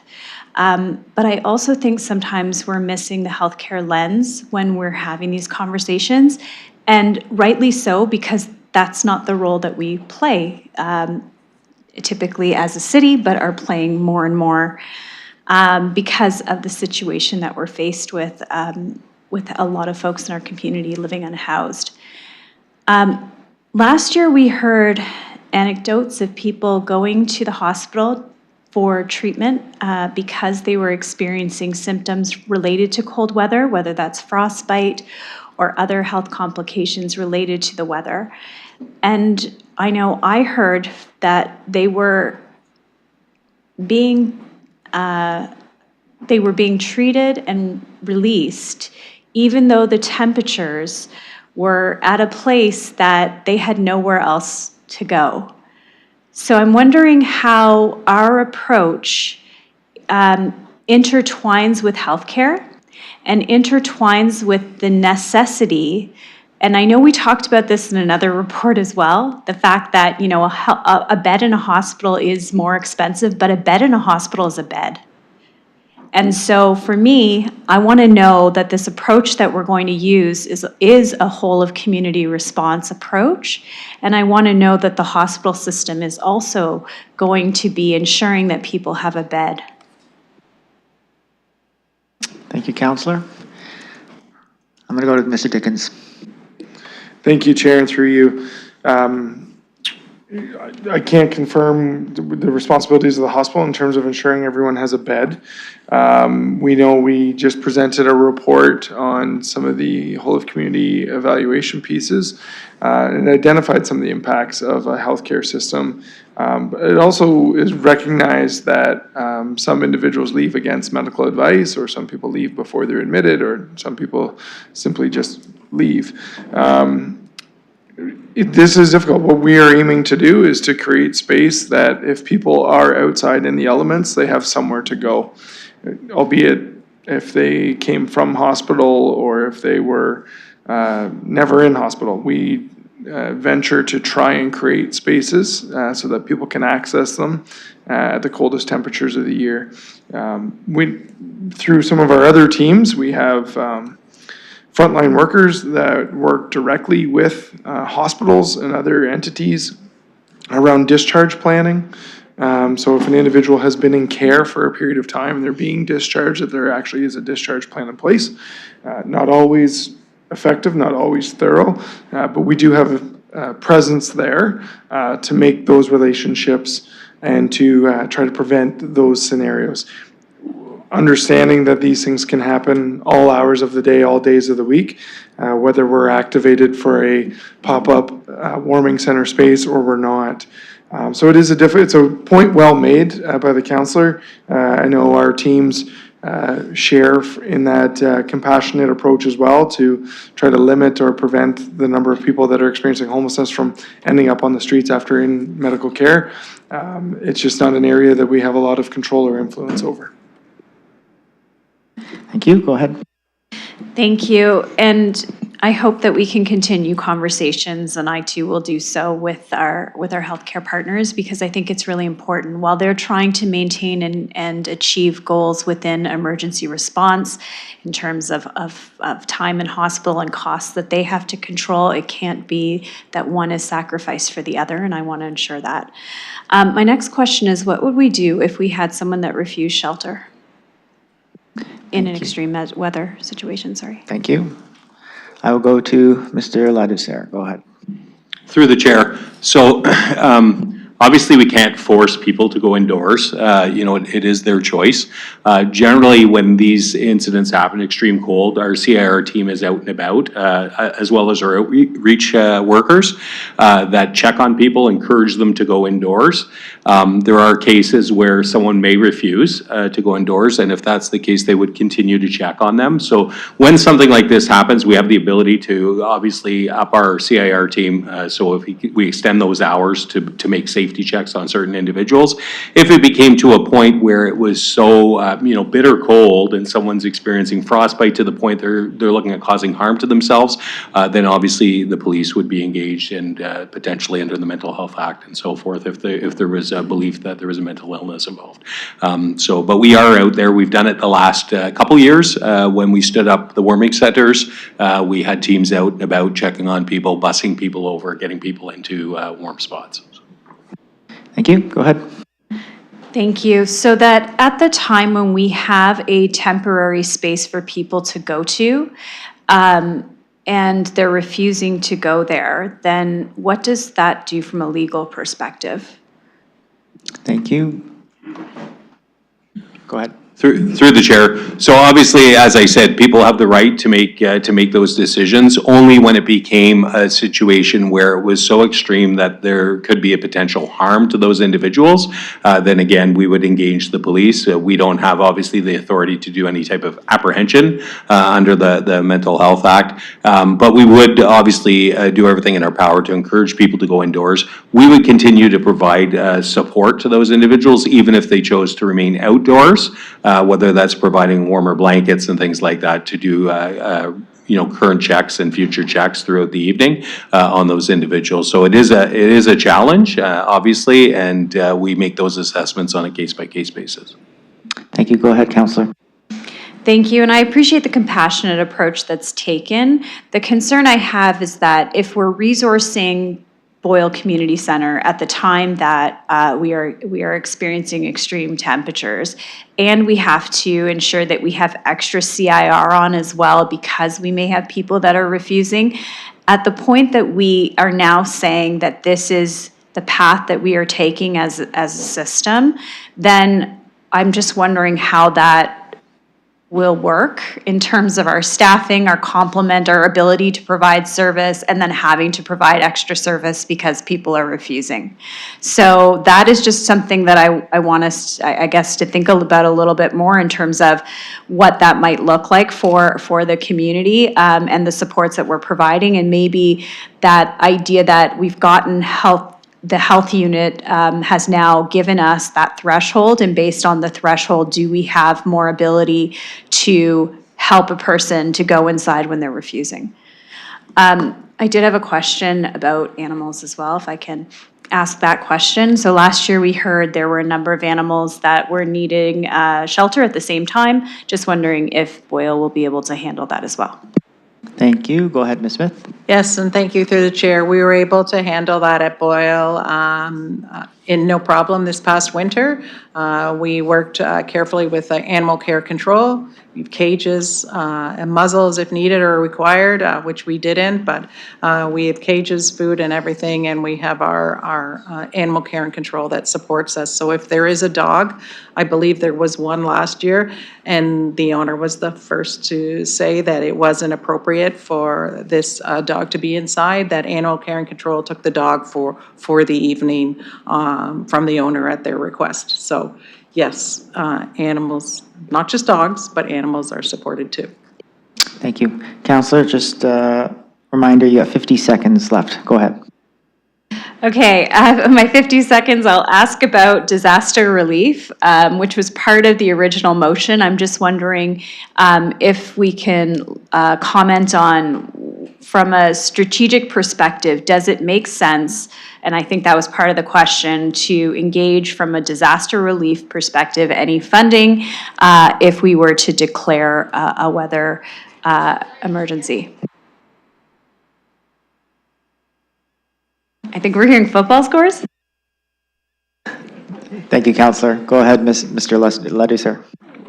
Yeah, through the chair, this is discussions that have gone across the province from CEMCs across the province in relation to making declarations or recommendations for declarations. And I can say that speaking with my colleagues in other municipalities that have made declarations, it hasn't resulted in extra funding to this point. Can't say for certain what the future would bring. But generally, looking at the EMCPA, so the Emergency Act, generally we look at that as a defined emergency with a point in time where we can go to a recovery piece in relation to that. So there was a lot of discussion of whether does it fit within the Act in the sense of we're dealing with, complex social issues that certainly require, a lengthy period of time and a lot of resourcing to work through. So we at that point did not see that there would be benefit from recommending any kind of declaration. Not to say that at any point in time that couldn't be brought back to the table depending on where we're at in time and place. Thank you. Go ahead, Counselor. 22 seconds. Thank you. I'll just leave my final comments again. Thank you to staff. I appreciate all the information. I still think that the province could step up more when it comes to providing emergency relief as needed in our community. Thank you. Thank you. Okay. Other comments? I do. Okay, I'm going to hand it over to my Vice Chair. Okay, recognizing I have the chair, go ahead, Councillor Ferrer. Thank you, Presiding Officer.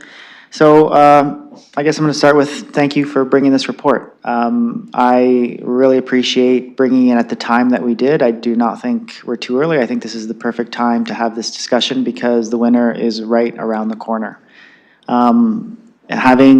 Being prepared to quickly wind up, having a framework in mind, one that works with what we saw last winter, which we had a lot of very cold days, more than what we expected. I think this is exactly what we need. On top of that, I would include, we do have, the mayor's micro-shelter motion that's coming to this committee in a few days, which is also going to add capacity to the system. We do have the hard hubs, which they are beds, but they are focused on recovery and treatment, but they are beds, so we're going to have that capacity as well. So we are looking to be in a better position than what we've seen in past summers. So I am appreciative of that, and I know that this is going to be quite helpful. I do have some questions. Councillor Rahman asked some very good questions, so I'm not going to ask the ones that she asked. So I got some extra ones that I just wanted to just confirm. And I guess the first one I would ask would be with any type of buffer period that we might have. And I want to know, if we dip below the -15 threshold, for example, and we wind up this surge capacity, if we have a day that is above -15, but it is forecasted that we're going to be consistently below that threshold again, are we going to be shutting down that surge capacity and winding it up again, or are we going to have it open just to maintain a consistent opening? Thank you, and through Mr. Presiding Officer, that's a good question. We ended up doing this last year, last winter, not last year, but earlier this year, and we had a day where it looked like and it was slightly warmer, but the next 2 days were not. So we maintained that open in the evenings for that full period. So we will look not just short range, but long range too. If it's 3, 4 more days, no. But if it is that one day, and of course, I'm saying this now, projecting this, so if it's 2 days, it could be depending on what how many days it is after that. So we will look at what we can best do. Go ahead, Councillor. Thank you. And I guess my other question, most of my questions were exhausted, so I really have one more that I just wanted to kind of confirm, and that would be with the potential of those who refuse our warming centers that we're bringing about.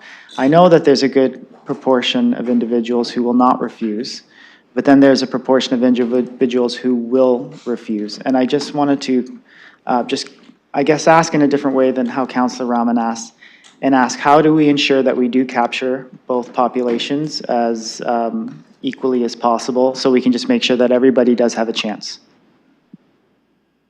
Go ahead, staff. I'll start, Mr. Presiding Officer, and I'll pass it on to Mr. Ladouceur if needed.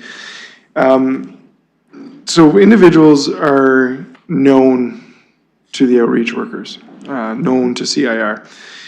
These organizations have built relationships with folks where this service will be known. The other scaling up will be known. Organizations and agencies will be communicating this too. So we start from a place of, we try to make sure everybody possible has all the information possible so that they know to access it.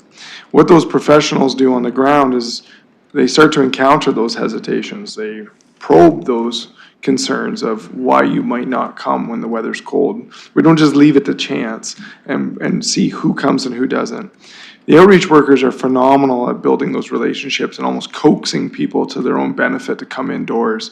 So when they encounter individuals that are reluctant or concerned or outright refuse, they know in advance of what that looks like. They then look at what alternatives would look like if it's not a warming center, but also what would need to be in place in order to come inside. Sometimes it's just misconceptions, right? I'm not gonna go because I can't bring my dog. Actually, you can.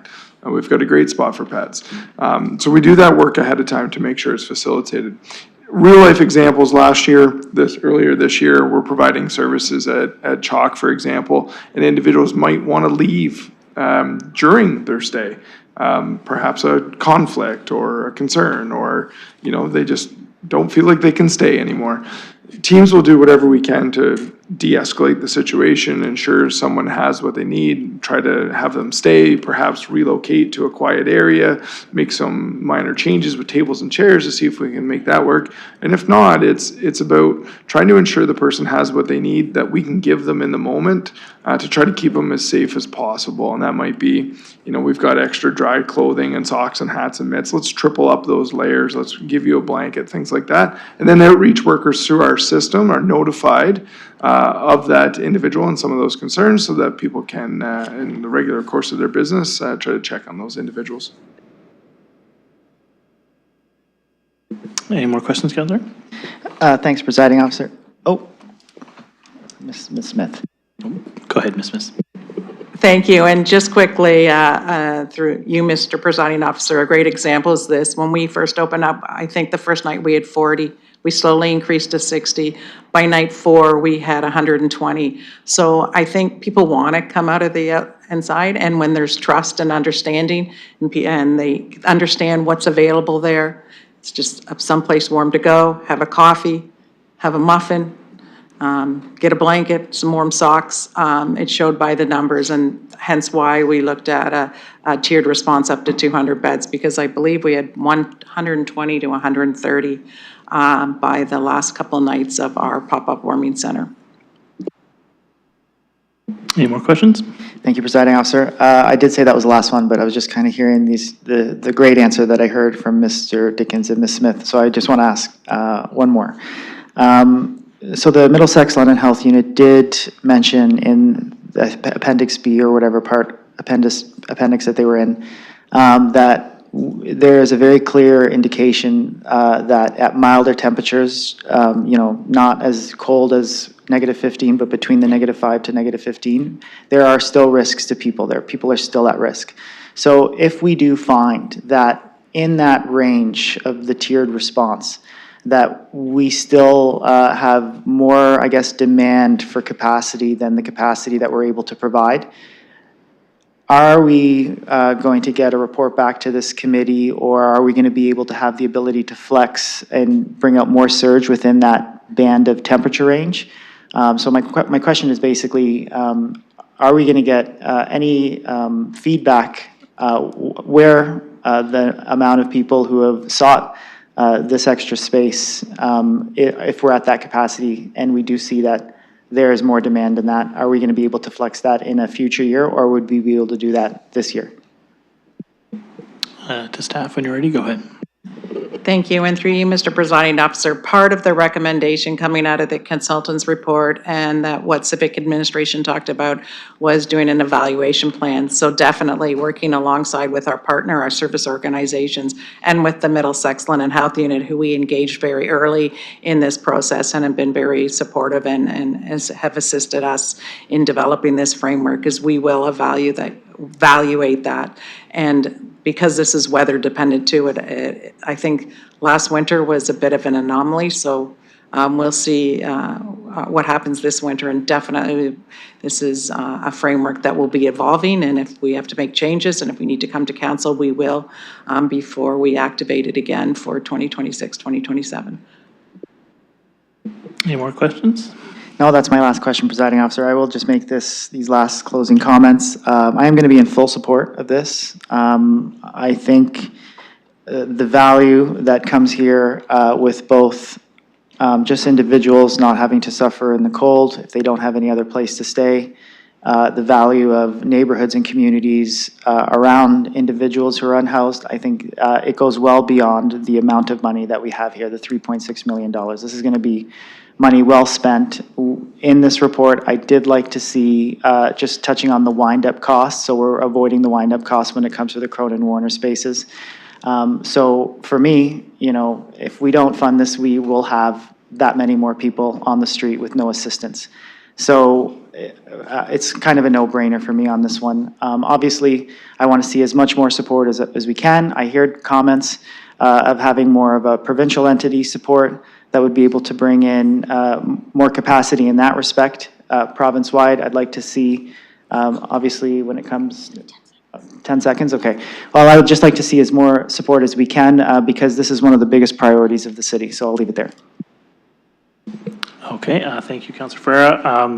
I will return the chair to you. I do just have a few quick questions to ask, so I'm putting myself back on the speaker's list while I hand you back the chair. Thank you, Councilor McAllister. You have 1 minute and 14 seconds, so go ahead. Thank you, and through the chair. I really do appreciate the discussion, by the way, we're having today. I think this is really important, especially going into the winter. I think this is something that a lot of Londoners are interested to hear about. I did have a question because it was in the consultant's report, and we haven't touched on it yet. So I'm wondering, it did identify the role of volunteers. So one of the questions I got a lot last winter was people reaching out from my area and Londoners in general, asking, and I'm speaking specifically with the city response, because obviously service providers, I think people know, you can go to the site and do donations, but I'm wondering from our perspective, is it helpful? Is it a hindrance? Like, what is our response in terms of managing volunteers for these sites. Thank you. Go ahead, Ms. Smith.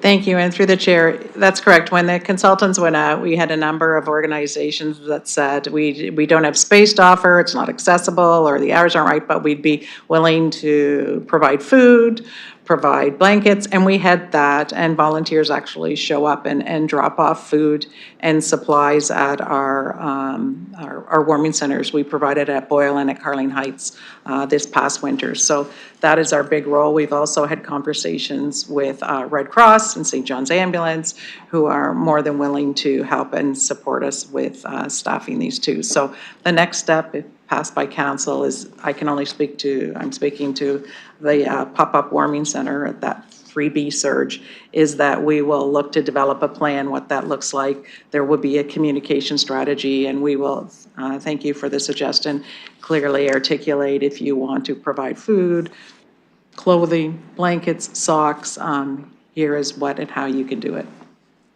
Thank you. Counselor, you got 31 seconds. Go ahead. Thank you, and through the chair. Appreciate that. It was just something, as we were talking, that I definitely had questions about last year. And still on that note, one of the things I also found interesting was, because it speaks to the faith groups, and recognizing that it also says in the report that, sometimes the spaces aren't necessarily available for the longer term, right? And so one of the things I encountered last year, which I thought was interesting, was on a temporary basis, say in surge capacity issues, some of them seemed amenable to that. But the question, and I've had this from different groups since, is how do they operate something on a temporary basis? And the worry is, it's not sanctioned by the city. Is that something that we're potentially contemplating, that if we are in a situation where our shelters are full and, for instance, churches... Okay, Counselor, I got to cut you off. I gave you like 15 extra seconds. Well, I'll just end on that question, but I'm just curious if we have the ability to do that. Ms. Smith, go ahead. Thank you, and through the chair, that's why we looked at, when we looked and tried to consider other models, we don't know. Hopefully, we don't have to activate Tier 3. But if we do, you're right, it's last minute. We talked, for example, to Western Fair, who said there are days where we're empty, but there's days where we're on, and we can't cancel a concert or event or a hockey at the last minute. So that is why, after talking to some of the organizations who potentially had space, because we can't guarantee, it was easier, or I'm hoping it's easier, for a city staff and city facilities to activate, probably with maybe 24 hours notice. Thank you. I have the Deputy Mayor next. Go ahead, Deputy Mayor Lewis, you have 5 minutes. Thank you, Chair, and I'm going to try and be as brief as I was earlier. Generally, I can support this, but picking up on Councillor McAllister's comments and the staff report on the faith communities, and concerns about not all the faith community buildings are accessible. And we just heard Ms. Smith's response around timing. But I have to say, I think more work needs to be done there. I think in an emergency situation, the fact that not all of the spaces are going to be accessible shouldn't necessarily be a barrier. Not everyone requires an accessibility accommodation.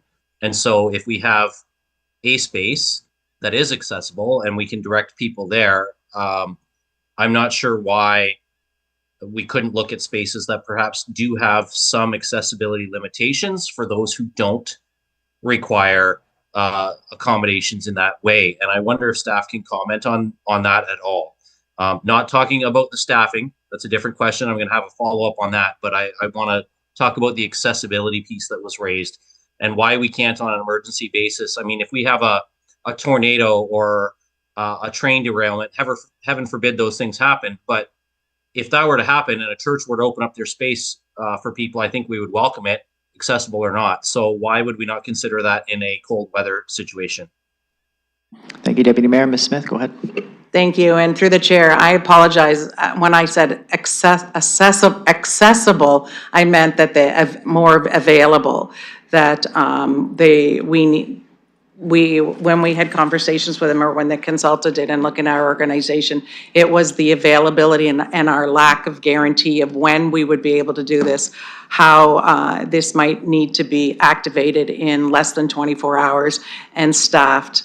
Some of the challenges with organizations too, besides not knowing when, but was also the staffing of them and the availability of having volunteers work overnight. Thank you. Deputy Mayor, go ahead. Thank you. That's Sorry, that's Deputy Mayor, helpful let me just interrupt you there. Mr. Ladouceur has something to add to that, so let's go to you. Just through the chair. So the other piece of this is because we can't guarantee that those spaces would always be available. If it got to that point, emergency management, I mean, there doesn't need to be a declaration for emergency management to obviously activate. And we have a number of resources. We connect a lot with the faith-based organizations as well as different businesses that we would start sourcing space if it got to that point. I think the piece here is so that we're not in a mad scramble when we get to that next level, that we have a reliable space guaranteed. And then if that surge capacity beyond that, we'd start looking outside. Thank you, Mr. Ladouceur. Back to you, Deputy Mayor. Fair enough through you, Chair, and the tag team response there made it even more helpful than just the first half of the response. So I appreciate both of those comments. I still think that more discussions need to be had with the faith communities about their role in helping with this. But I do hear as well staff saying, we're going to be evaluating again this year on the outcomes, what that looks like moving forward. I understand that not being able to predict the weather, which even today we can't do with great precision, despite forecasts, things change, and I recognize how that could be a challenge. Although I do think that there's opportunities for, particularly where there's partnerships, if we have two Anglican churches, and I'm just throwing this out as an example, that we're interested, well, if the use is required on a Sunday, and it's going to disrupt a service, that it might be possible to accommodate both congregations on a short term. But I do understand the logistic challenges. So that's a little different than canceling contracts, for example, for a concert or something, which comes with a whole additional financial consequence. So I can understand why that's not an option. But I do wonder if some more discussion around this needs to be had. But that's a discussion for another day. I do appreciate the answers we got, because the report, when I read it and heard the accessibility piece, I appreciate the clarification from our staff on that, that in an emergency situation. And I would agree with you, Mr. Ladouceur, through you, Chair, that a state of emergency declaration hasn't proven to be the route to go on these things, because the province, and I agree with Councillor Rahman that they should be doing more, but they haven't. And so I think what we have before us today, I don't love it, but I recognize that this is where we have to go for now. And I do appreciate being able to have this conversation in September instead of the middle of November. Thank you. Okay, I'm looking for any last comments, questions. Councillor Trosso, yep, go ahead. My recollection is, through the chair, that what council asked you to prepare was a framework. And you did that, and you exceeded it. And I think some of the questions you received were very good questions, went beyond, I think, a framework, but thank you for providing us with a workable framework. And with that, nothing else to say. Thank you. Okay. This is when we are my last call. Anybody? I think we have had a very good, exhaustive discussion here. Okay, let's call the question.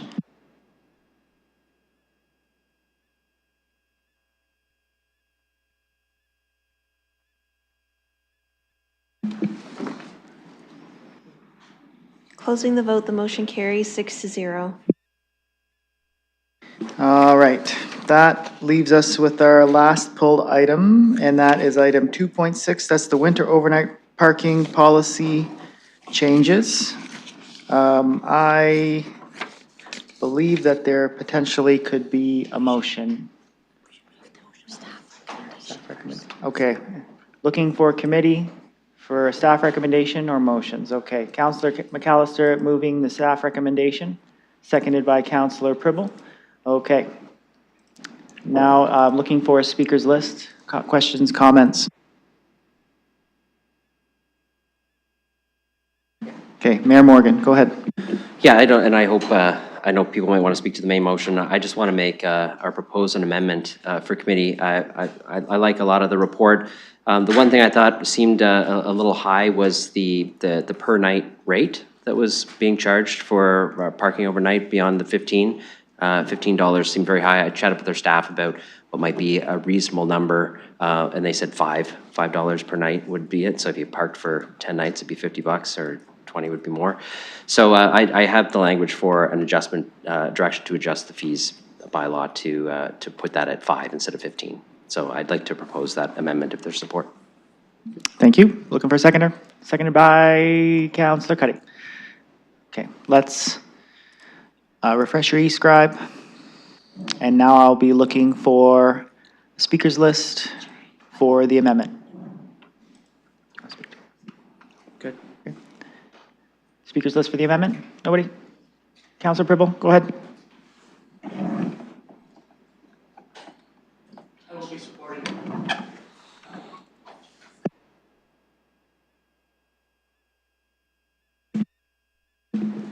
Chair, you were looking for a comment, so I said I will be supporting. Thank you, Councillor. Any other comments, questions? No? Last call? Okay, let's call the question. I'm on. Oh, sorry, Councillor. Go ahead, Councillor Stevenson. No worries. I just wanted to, my understanding was the $15 a night was to make it a deterrent because of the, the impact of the cars being parked there when the snow plow was on. So $5 a night is $150 a month. So is the intent that then we don't mind people parking during the winter as much? I'm just curious. That is a comment for the committee, it seems. If anybody raises their hands, you're free to answer the comment if you'd like. Mayor Morgan, go ahead. So I can't speak to what staff might think about this. I can tell you my own intent here. My thought here is, if the fine is $50 and you charge 15, people are probably going to roll the dice and maybe not even pay the 15 and hope they don't get caught. If you put it at 5, they probably pay it. I think the deterrent is the fine. At the end of the day, what I support is staff creating a registry to ensure that if we need people to clear the streets in the winter, that we can. So I'm not too worried as much about the deterrent piece. I think the fine is the deterrent piece. Okay, thank you. Thank you. I have Deputy Mayor Lewis with his hand up. Go ahead. Yeah, thank you, Chair. I'm supportive of this. The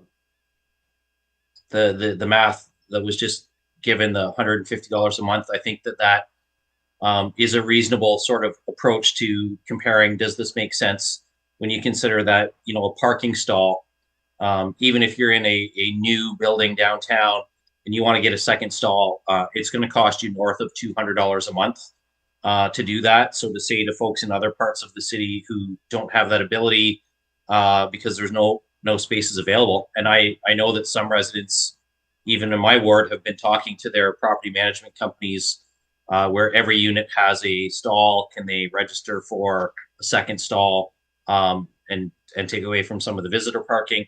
But that's not going to be an option in every space. And I would rather that they take the opportunity to park on the street when we don't need them out of the way of the snow plows and such, rather than what we sometimes see with the front yard parking and gambling on getting a ticket there, not registering and gambling on getting a ticket there.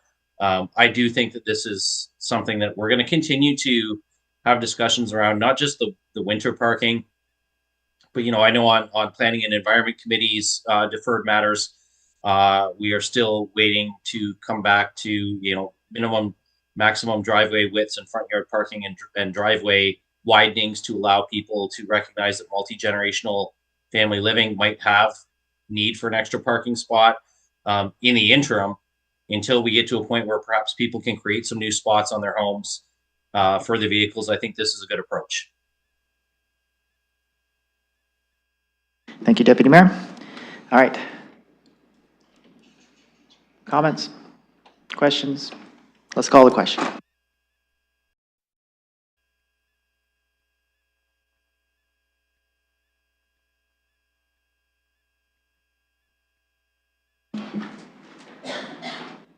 Closing the vote, the motion carries 5-0.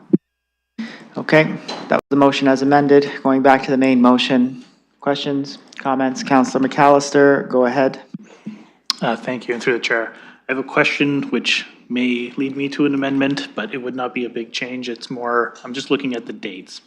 So when I looked at the table that was provided, my issue is the front end of this. So switching from November 1st to November 15th. And my issue is usually when we spool up services, there's a bit of a delay. And recognizing from the chart that was provided, November had more dates for the maintenance than March, April. I'm less concerned about springtime. I'm more concerned about the start of winter. And my issue is ensuring that the roads are cleared and actually being able to deploy the snow plows appropriately. And so I'm wondering if staff can speak a bit more. In the table, it just said November generally as a month.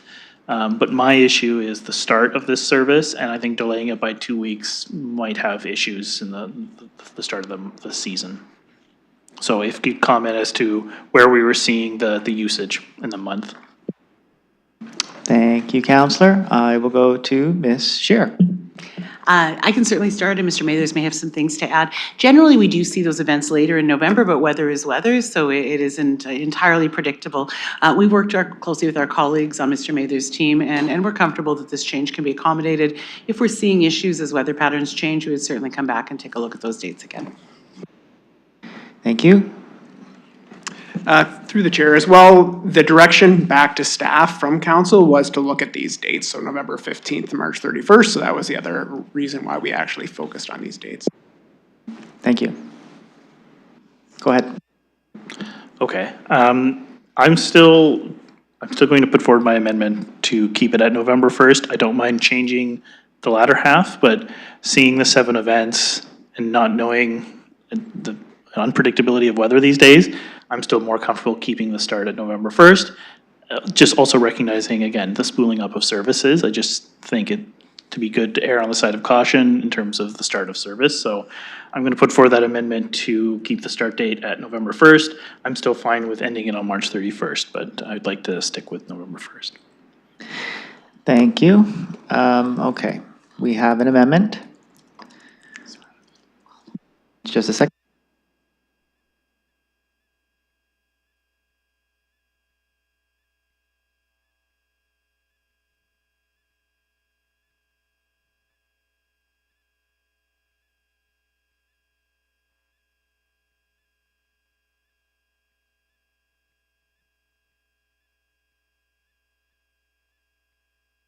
Just a second, Councillor.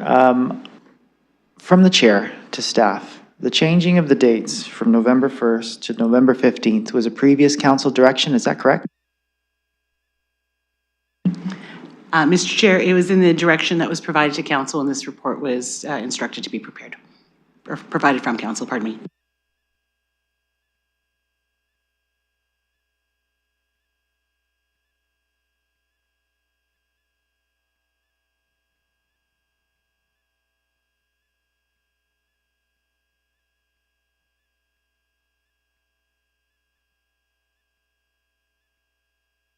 I'm going to go to the mayor. Yeah, so not that I get to decide these things, but I looked at the direction and it said civic administration be directed to do a bunch of things, including consideration of a revised timeline from November 15th to March 31st. So if you're talking about a decided matter of council, I don't think considering something is a decided matter. So I might not support the councillor's amendment, but I fully support him being able to make it based on that language. Okay, thank you. Okay, I'm getting nods. Okay, good. Just to make sure that we can make such an amendment. Okay, so I have the amendment on the floor to not change the date from the 1st to the 15th, keep it at the 1st. So I'm looking for a seconder.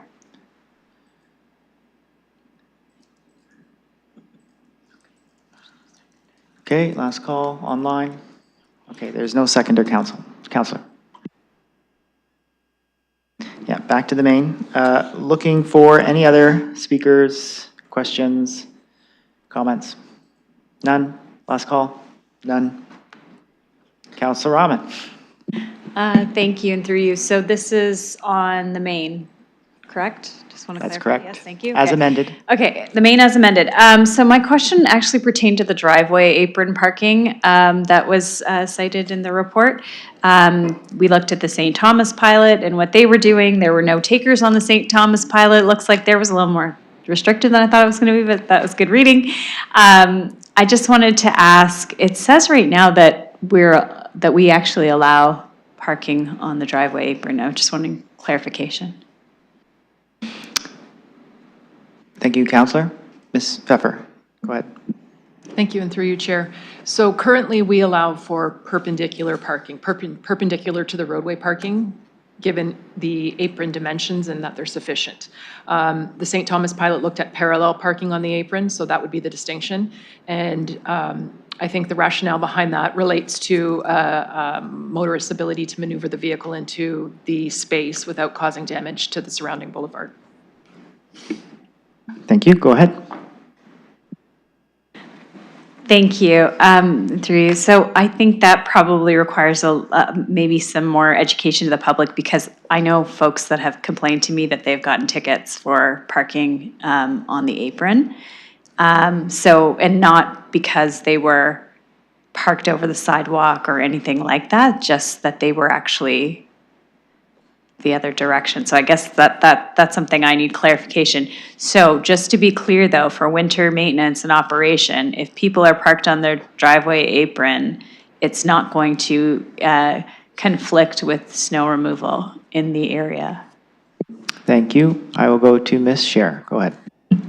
With respect to the current bylaw and the parking perpendicular, generally those are fairly large apron spaces within the boulevard and can be accommodated.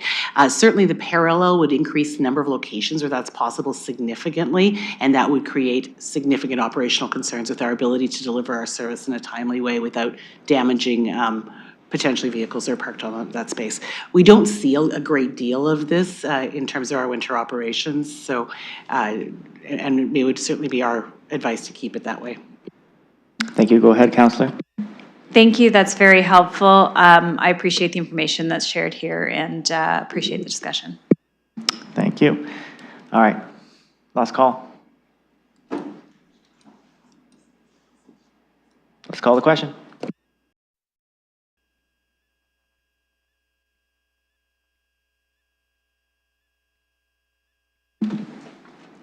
Closing the vote, the motion carries 5-0.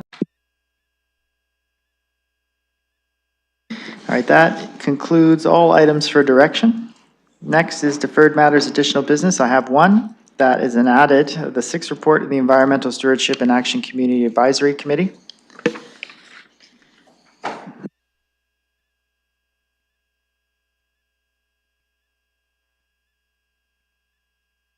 Okay, looking for a mover for the recommendation in the report. Moved by Councillor Cuddy, seconded by Councillor Purble. Okay, looking for a speakers list?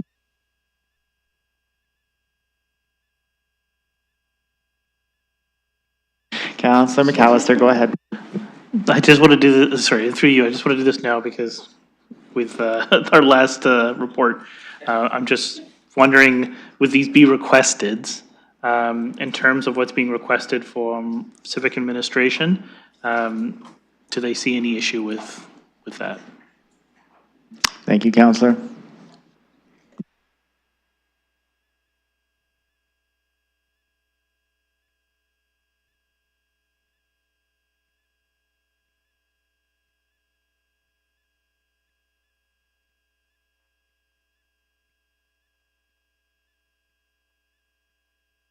Okay. Anybody who wants to take this one? Go ahead, Mr. Mathers. Through the chair, the only item that we see that here that actually speaks to be requested is for staff to attend a future meeting, discuss the work plan, and we're happy to be able to do that. Thank you, Councillor. Okay. I will make one last call. Online? Okay, let's call the question.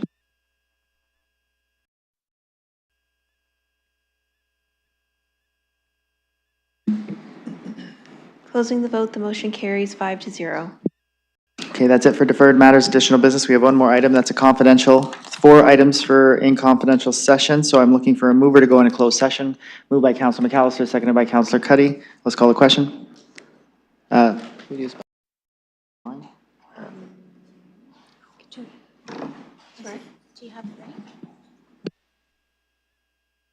Okay, let's do a hand vote. All those in favor?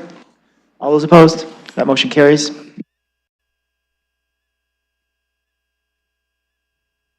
Let's just give staff a moment to rejig the room.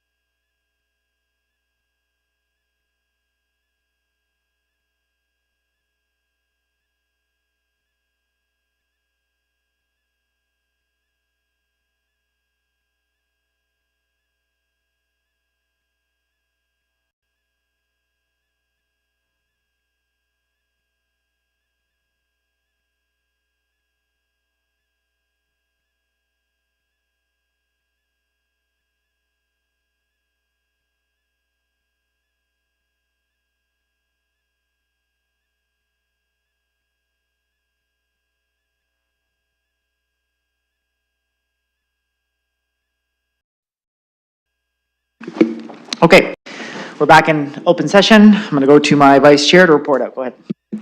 Thank you. Through the chair, we went into closed session and just reporting that progress is made on the items for which we went into closed session for.